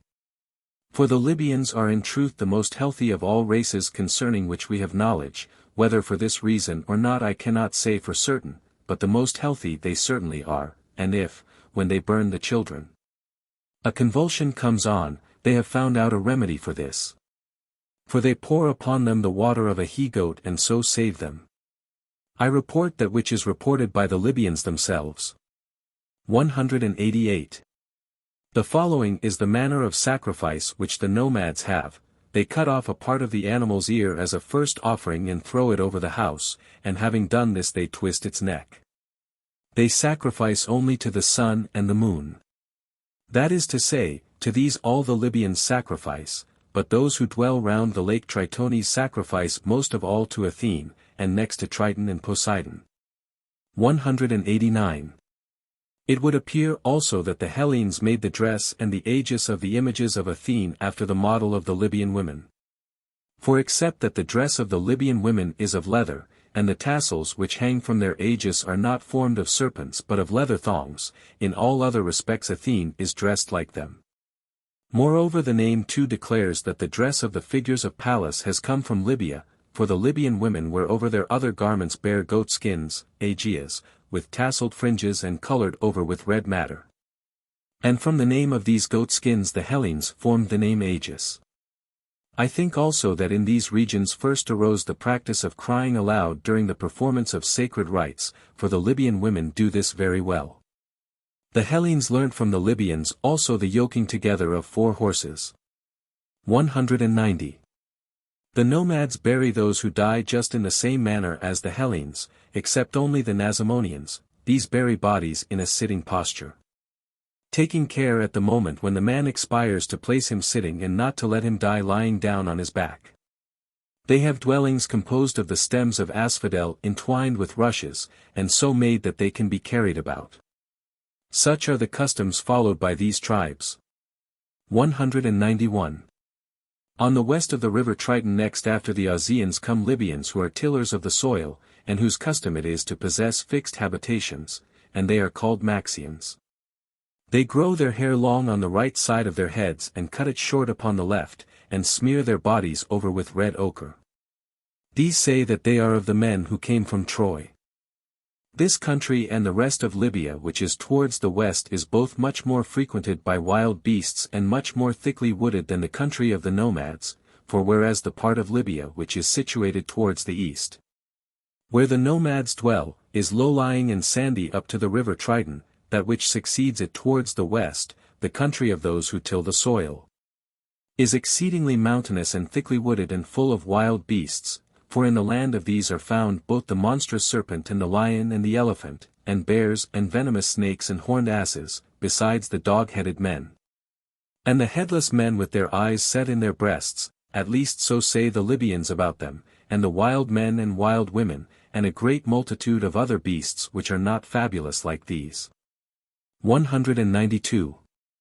In the land of the nomads however there exist none of these, but other animals as follows: white-rump antelopes, gazelles, buffaloes, asses, not the horned kind but others which go without water, for in fact these never drink, oris.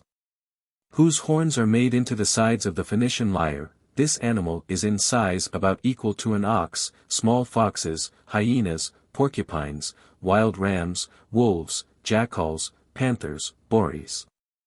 Land crocodiles about 3 cubits in length and very much resembling lizards, ostriches, and small snakes, each with 1 horn. These wild animals there are in this country, as well as those which exist elsewhere, except the stag and the wild boar.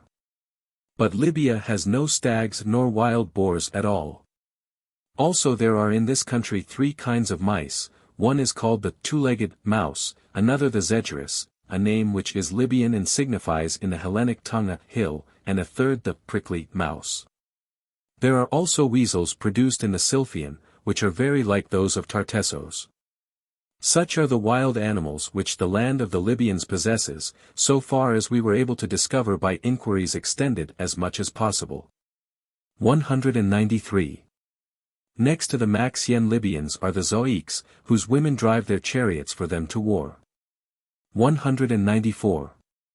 Next to these are the Jazantes, among whom honey is made in great quantity by bees, but in much greater quantity still it is said to be made by men, who work at it as a trade.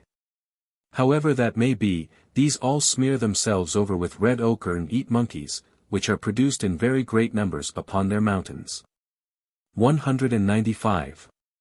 Opposite these, as the Carthaginians say, there lies an island called Caraues, 200 furlongs in length but narrow, to which one may walk over from the mainland, and it is full of olives and vines. In it they say there is a pool, from which the native girls with birds' feathers smeared over with pitch bring up gold dust out of the mud. Whether this is really so I do not know, but I write that which is reported. And nothing is impossible, for even in Zakynthos I saw myself pitch brought up out of a pool of water. There are there several pools, and the largest of them measures 70 feet each way and is 2 fathoms in depth. Into this they plunge a pole with a myrtle branch bound to it, and then with the branch of the myrtle they bring up pitch, which has the smell of asphalt, but in other respects it is superior to the pitch of Pieria. This they pour into a pit dug near the pool. And when they have collected a large quantity, then they pour it into the jars from the pit, and whatever thing falls into the pool goes underground and reappears in the sea, which is distant about 4 furlongs from the pool. Thus then the report about the island lying near the coast of Libya is also probably enough true. 196. The Carthaginians say also this, namely that there is a place in Libya and men dwelling there, outside the pillars of Heracles, to whom when they have come and have taken the merchandise forth from their ships, they set it in order along the beach and embark again in their ships, and after that they raise a smoke. And the natives of the country seeing the smoke come to the sea, and then they lay down gold as an equivalent for the merchandise and retire to a distance away from the merchandise. The Carthaginians upon that disembark and examine it, and if the gold is in their opinion sufficient for the value of the merchandise, they take it up and go their way, but if not, they embark again in their ships and sit there. And the others approach and straightway add more gold to the former, until they satisfy them, and they say that neither party wrongs the other. For neither do the Carthaginians lay hands on the gold until it is made equal to the value of their merchandise, nor do the others lay hands on the merchandise until the Carthaginians have taken the gold. 197. These are the Libyan tribes whom we are able to name, and of these the greater number neither now pay any regard to the king of the Medes nor did they then.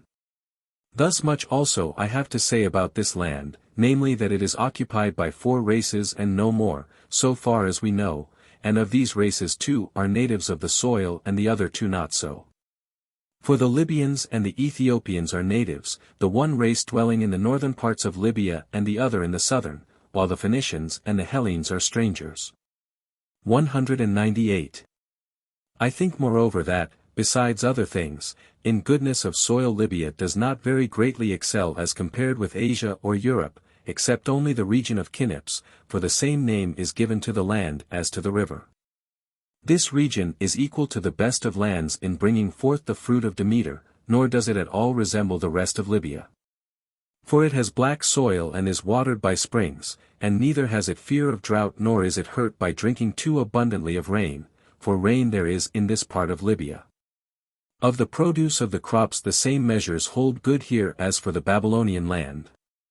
And that is good land also which the Euesporites occupy, for when it bears best it produces 100-fold, but the land in the region of Knips produces sometimes as much as 300-fold. 199. Moreover the land of Cyrene, which is the highest land of the part of Libya which is occupied by nomads, has within its confines 3 seasons of harvest. At which we may marvel, for the parts by the sea coasts first have their fruits ripe for reaping and for gathering the vintage. And when these have been gathered in, the parts which lie above the seaside places, those situated in the middle, which they call the hills, are ripe for the gathering in.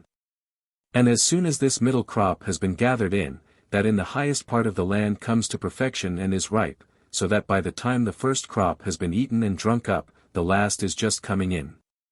Thus the harvest for the Cyrenians lasts 8 months. Let so much as has been said suffice for these things. 200.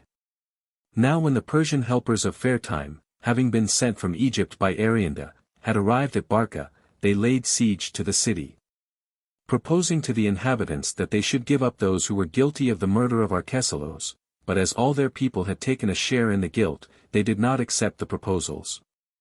Then they besieged Barca for 9 months, both digging underground passages which led to the wall and making vigorous attacks upon it. Now the passages dug were discovered by a worker of bronze with a shield covered over with bronze, who had thought of a plan as follows: carrying it round within the wall he applied it to the ground in the city. And whereas the other places to which he applied it were noiseless, at those places where digging was going on the bronze of the shield gave a sound. And the men of Barca would make a countermine there and slay the Persians who were digging mines. This then was discovered as I have said, and the attacks were repulsed by the men of Barca. 201. Then as they were suffering hardship for a long time and many were falling on both sides, and especially on that of the Persians, Amasis the commander of the land army contrived as follows: perceiving that the Barcaeans were not to be conquered by force but might be conquered by guile, he dug by night a broad trench and over it he laid timber of no great strength. And brought earth and laid it above on the top of the timber, making it level with the rest of the ground. Then at daybreak he invited the men of Barca to a parley. And they gladly consented, and at last they agreed to make a treaty, and the treaty they made with one another was taken over the hidden trench, namely that so long as this earth should continue to be as it was, so long the oath should remain firm. And that the men of Barca should promise to pay tribute of due amount to the king, and the Persians should do no further violence to the men of Barca. After the oath the men of Barca, trusting to these engagements, both went forth themselves from their city and let any who desired it of the enemy pass within their walls, having opened all the gates. But the Persians first broke down the concealed bridge and then began to run inside the city wall. And the reason why they broke down the bridge which they had made was that they might keep their oaths, since they had sworn to the men of Barca that the oath should remain firm continually for so long time as the earth should remain as it then was. But after that they had broken it down, the oath no longer remained firm. 202. Now the most guilty of the Barcaeans, when they were delivered to her by the Persians, Fairtime impaled in a ring round about the wall. And she cut off the breasts of their wives and set the wall round with these also in order, but the rest of the men of Barca she bade the Persians carry off as spoil, except so many of them as were of the house of Bados and not sharers in the guilt of the murder. And to these Fairtime gave the city in charge. 203. So the Persians, having made slaves of the rest of the Barcaeans, departed to go back, and when they appeared at the gates of the city of Cyrene, the Cyrenians let them go through their town in order to avoid neglect of some oracle. Then as the army was going through, Badres the commander of the fleet urged that they should capture the city, but Amasis the commander of the land army would not consent to it. For he said that they had been sent against no other city of the Hellenes except Barca. When however they had passed through and were encamping on the hill of Zeus Lycaos, they repented of not having taken possession of Cyrene. And they endeavored again to pass into it, but the men of Cyrene would not allow them. Then upon the Persians, although no one fought against them, there fell a sudden panic, and they ran away for about 60 furlongs and then encamped. And when the camp had been placed here, there came to it a messenger from Ariandeth summoning them back, so the Persians asked the Cyrenians to give them provisions for their march and obtained their request. And having received these, they departed to go to Egypt. After this the Libyans took them up, and killed for the sake of their clothes and equipment those of them who at any time were left or straggled behind, until at last they came to Egypt. 204. This army of the Persians reached Euesperides, and this was their furthest point in Libya, and those of the Barcaeans whom they had reduced to slavery they removed again from Egypt and brought them to the king. And King Darius gave them a village in the land of Bactria in which to make a settlement. To this village they gave the name of Barca, and it still continued to be inhabited by them even down to my own time, in the land of Bactria. 205. Fairtime however did not bring her life happily to an end any more than they, for as soon as she had returned from Libya to Egypt after having avenged herself on the Barcaeans, she died an evil death. Having become suddenly full of worms while yet alive, for, as it seems, too severe punishments inflicted by men proved displeasing to the gods. Such and so great was the punishment inflicted by Fairtime the wife of Batos on the men of Barca. Notes to Book 4. 1. Some enterprises had been entrusted to others, e.g. the attack on Samos. But this had not been the case with the capture of Babylon, therefore some editors have proposed corrections, e.g., O2, Schweighauser, and Audica, Stein.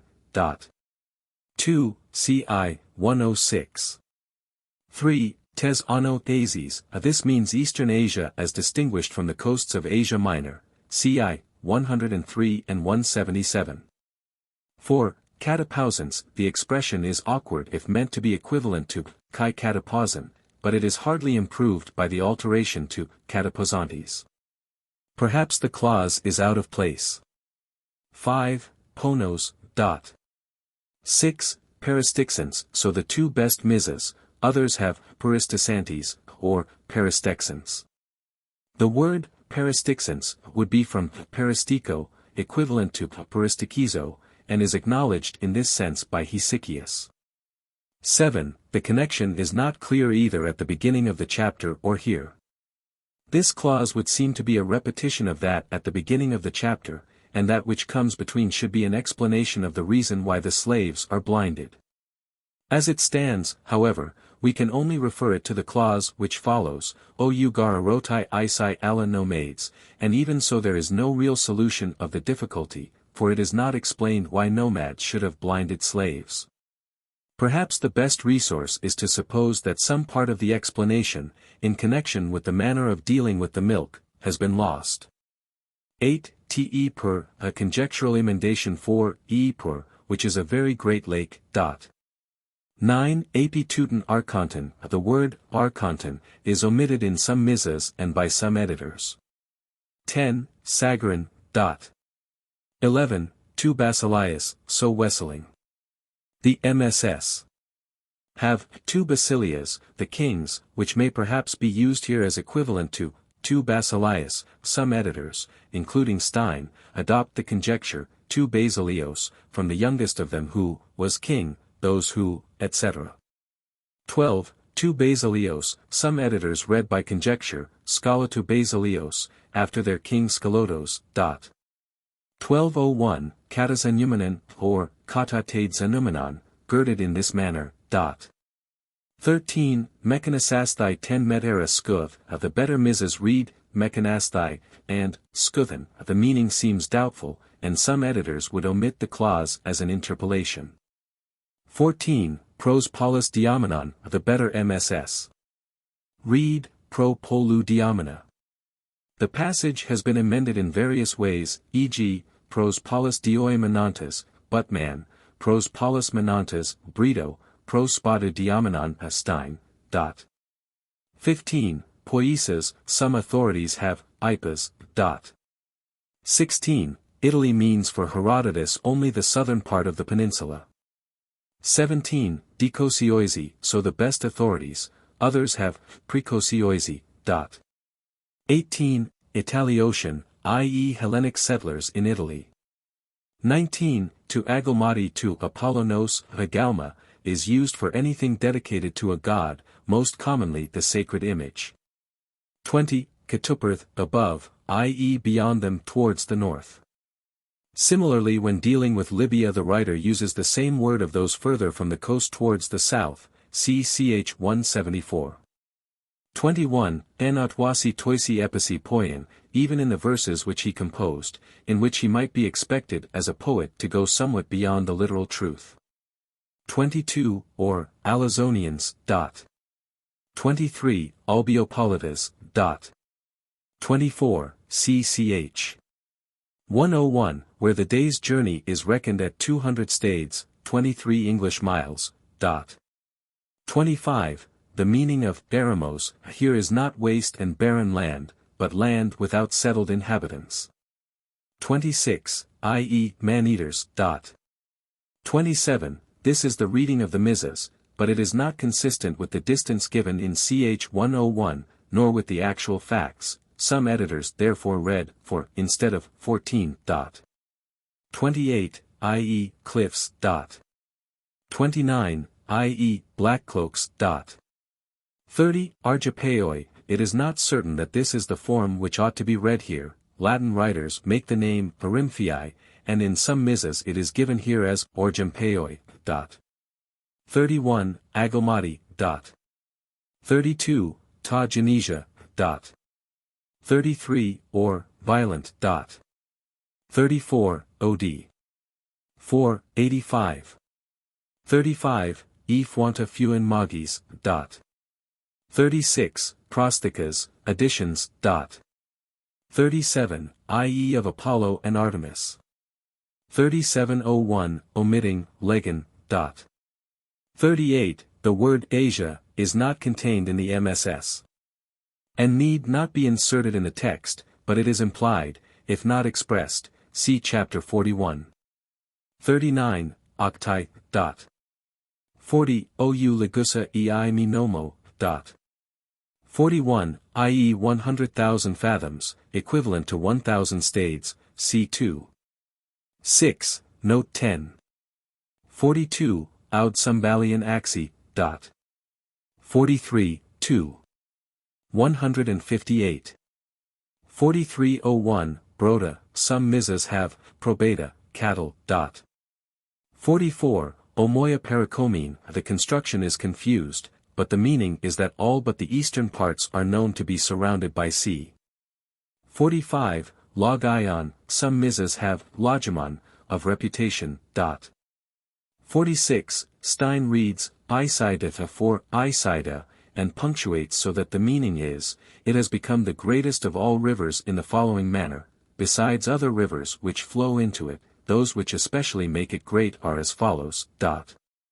47, Pente men oi, this perhaps requires emendation, but the corrections proposed are hardly satisfactory, e.g., pente megaloi, or pente monoi. 48, or skios, called by Thucydides oskios, 2. 96.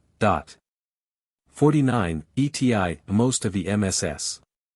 Give, esti, which is adopted by some editors. 50, sacred ways.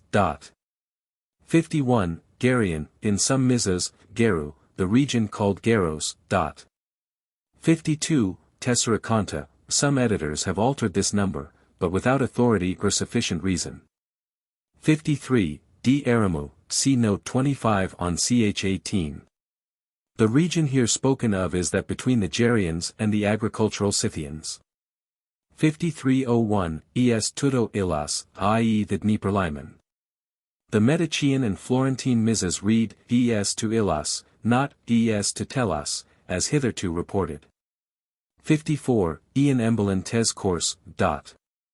55, Metros, i.e. the mother of the gods, Kybal, cpch.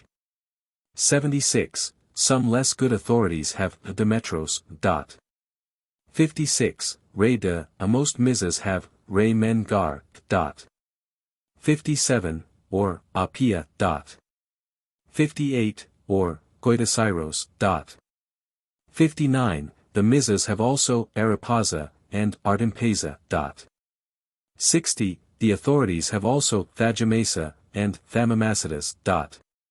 61, Tun Archean, some read by conjecture, N to Archeo, at the seat of government, or, in the public place. 62, S&T AP Stadius Trice. 63, Eupo Tun Kaimenon. 64, Achanax. 65, Agalma, see note 19 on ch 15. 66, Kata Perbitas. 67, or, and put them together in one bundle. 68, CI, 105. 69, Cuperu, it is not clear what plant is meant. 70, i.e. for this purpose. The general use of bronze is attested by ch 81. 71, Ode Anabibazantes, Epian KT. L. The reference of ode is directly to the clause, Epian, Trachelu, though in sense it refers equally to the following, Cato then de K.T.L. Some editors punctuate thus, Ode Anabibazantes Epian, and omit, de, after, Cato then, making the reference of, ode, to the latter clause alone. 72, Oroantai, as in 3. 117, but here they howl for pleasure. 73, like the Egyptians for example, CP 2. 91. 74, meet ge on Olilan, the Muses have, meet tige on Olilan. Most editors read, Alon for, Olilan, and alter the other words in various ways, me toi ge on, me toigeron, etc. Taking, me, as in, me odi, ani dicam alierum. The reading which I have adopted is based on that of Stein, who reads, meet tion alon, and quotes 7. 142, ut ge aloisi el non utamoisi, human de kai dia pantanikista. With alon the meaning is, rejecting those of other nations and especially those of the Hellenes. For the use of me, after, Fugian, CP 2. 91. 75, or, according to some MSS. As they proved in the case of Anacharsis and afterwards of Skiles. 76, Gen Pollen. 77, Epitropu. 78, Peplistai, some authorities give, Pepistai, has been invented as a jest. 79, Es Kairas Aegistai. 7901, O Theos. 80, Diaprestus, this or Eprestus, is the reading of most of the Muses. The meaning is uncertain, since the word does not occur elsewhere. Stein suggests that it may mean, scoffed, at the Scythians. Various conjectures have been tried, e.g., Diadrestus, Diadrepitus, etc. 81, Os Scuthazinae, CP 2. 8, some, e.g. Dindorf and Bar, translate, considering that they are Scythians, i.e. for a nation so famous and so widely extended. 82, i.e. about 5,300 gallons. 83, AP to Iro, the Muses mostly have, AP Iro, and Stein adopts the conjecture, AP Rio, on a projecting point. The temple would be that of Azusurios, mentioned in ch 87. In the Medicean MS the omitted I is inserted above the line before the R, not directly over it, as represented by Stein, and the accent is not omitted. 84, Stadioi, and so throughout. 85, i.e. 1,110,000. 86, i.e. 330,000. 8601, Stelas, i.e. square blocks, so also in ch 91. 87, i.e. 700,000. 8701, os moidokiai sumbalamino, putting the evidence together. 88, Posi deca, probably a loose expression like, ta pantamuria, 3. 74. 89, Sorin, mange. 90, or, less probably, Skirmiadae. 91, Salmoxin, some inferior Muses have Zalmoxin, or Zamoxin, and the spelling in other writers varies between these forms. 92, Daimona, sometimes used for deified men as distinguished from gods, CPCH 103. 93, Gia Pentatoritos, 94, Bathutra, 95, OU to Asthanastato Sophist. No depreciation seems to be intended here. 96, Andreona, 97, i.e. the Mediterranean, or the passage may mean simply, Thrace runs out further into the sea than Scythia. 98, Gaunon. 99, more literally, I say this, so far as it is allowed to compare, etc. Such is the form of the Tauric land. 100, Ed. The Agathyrsians however have not been mentioned before in this connection. 101, Stadia. 102, Tes Scuthikes ta Epicarsia, i.e. the lines running from west to east. 103, Epinacthens, so the Medicean ms. And another, the rest have, Epinacthentas. Some editors read by conjecture, Epinacthentas, cast away on their coast. 104, Neoisi.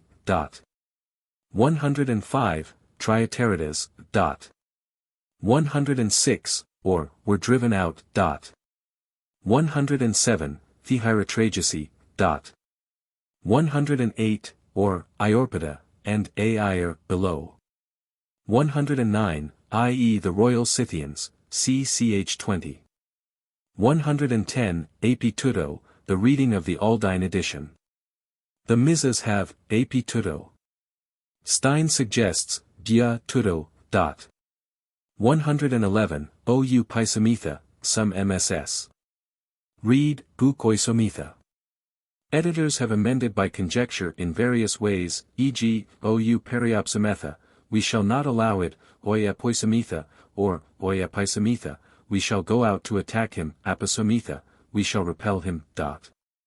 112, Paras, or, Pasai, belonging to, Gunakes. 113, Cursu, dry. 114, perhaps the same as the Hergis mentioned in ch 57. Some editors read Hergis in this passage. 115, ch 119. 116, Clay in Lego. 117, Tudo este e apos Scythian resis, this refers to the last words, Clay in Lego. Most editors have doubts about the genuineness of the sentence, regarding it a marginal gloss which has crept into the text. But perhaps without sufficient reason. 118, or, with some slight effect on the course of the war. 119, ci. 216. 120, Eremothentes 2 Omolo. 121, Ison tes phones. 122, E mia kai soromatai, some editors read, E meta soromation. The Muses give, E mia soromatai, some, soromation. Stein inserts, kai. 123, Carontes eleutheroi. 124, the list includes only those who voted in favor of the proposal of Histieos, i.e. Miltiades is not included in it, hence perhaps Stein is right in suggesting some change in the text, e.g. Oi diaphorantes te ten sephen basilios kai iantes logopleistu. The absence of the name of Cos is remarked by several commentators, who forget that he had accompanied Dareios, ch 97. 125, or, and even so they found the passage of the river with difficulty. 126, en Persisi. 127, i.e. 80,000. 128, Gar, some Muses read, de, so Stein and other editors. 129, i.e. Castor and Polydeuces the sons of Tyndareus, who were among the Argonauts. 130, Phara, genitive. 131, from ois, sheep, and lukos, a wolf, oin and lukoisi. 132, Phule, the word being here apparently used loosely. 133, Irinuan. 134, meta tuto eupmane tuto tuto. Some editors mark a lacuna after eupmane, or supply some words like sunebeda. After this the children survived, and the same thing happened also in Thera, etc. 135, or Grinos. 136, euphemides. The Muses have euphemides. The correction is from Pindar, Pyth. 455. 137, onax, the usual form of address to Apollo, so in ch 155. 138, or axos. 139, i.e. Aristoteles, pinned. Pyth. v. 87. 140, metaxu apollopon. 141, or, it happened both to himself and to the other men of Thera according to their former evil fortune, but this would presuppose the truth of the story told in ch. 151, and, palikotos, may mean simply, adverse, or hostile. 142, eontes tesudoi osoi ktl. They could hardly have failed to increase in number, but no new settlers had been added. 143, Usteron elthi gas anadeamines, too late for the division of land. 144, or, Thestis. 145, the Muses give also Aliarchos, and Lurchos. 146, Mathanikasta. 147, Tun Tyrioikon, i.e. conquered Libyans. 148, Nisiotian Panton, i.e. the natives of the Cyclades, cp 6. 99. 149, Amphirutin 10 Curaneninae, some editors read by conjecture, 10 Amphirutin Curaneninae, or Curanen 10 Amph, Enai, that Kyrene was the place flowed round by water. 150, Celian. 151, or Gilligamite. 152, i.e. the plant so called, figured on the coins of Kyrene and Barca. 153, or Aspatite. 154, i.e. further from the coast, so, Ketuperth, ch 174 etc., cp ch 16. 155, or Cabals. 156, ci 216. 157, distinct from the people of the same name mentioned in ch 183, those here mentioned are called Gamphasantes, by Pliny. 158, Glucotata, sweetness. 159, Alan te ekatomben kai de kai. 160, Epithes Byzanta to Tripodi, which can hardly mean, prophesied sitting upon the tripod. 161, lit. The men come together regularly to one place within 3 months, which seems to mean that meetings are held every 3 months, before one of which the child is brought.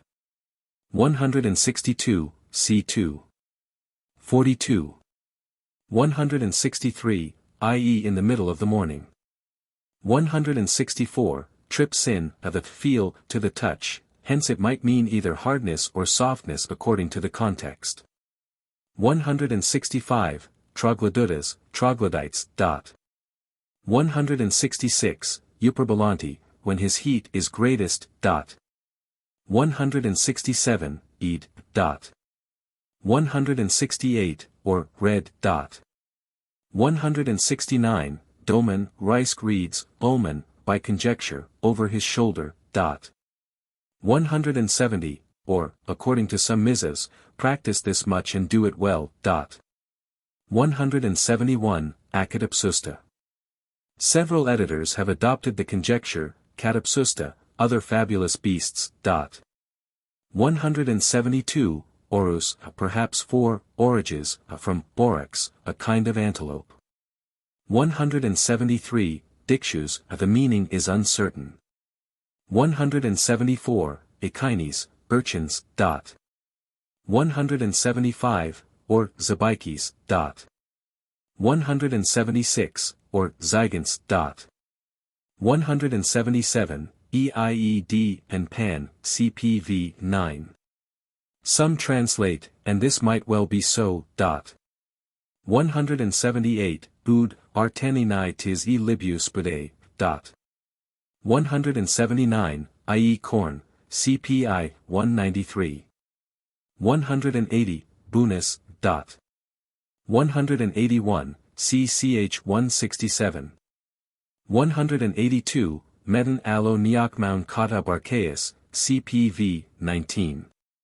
183, Paralabontes. 184, Epiphthanoi.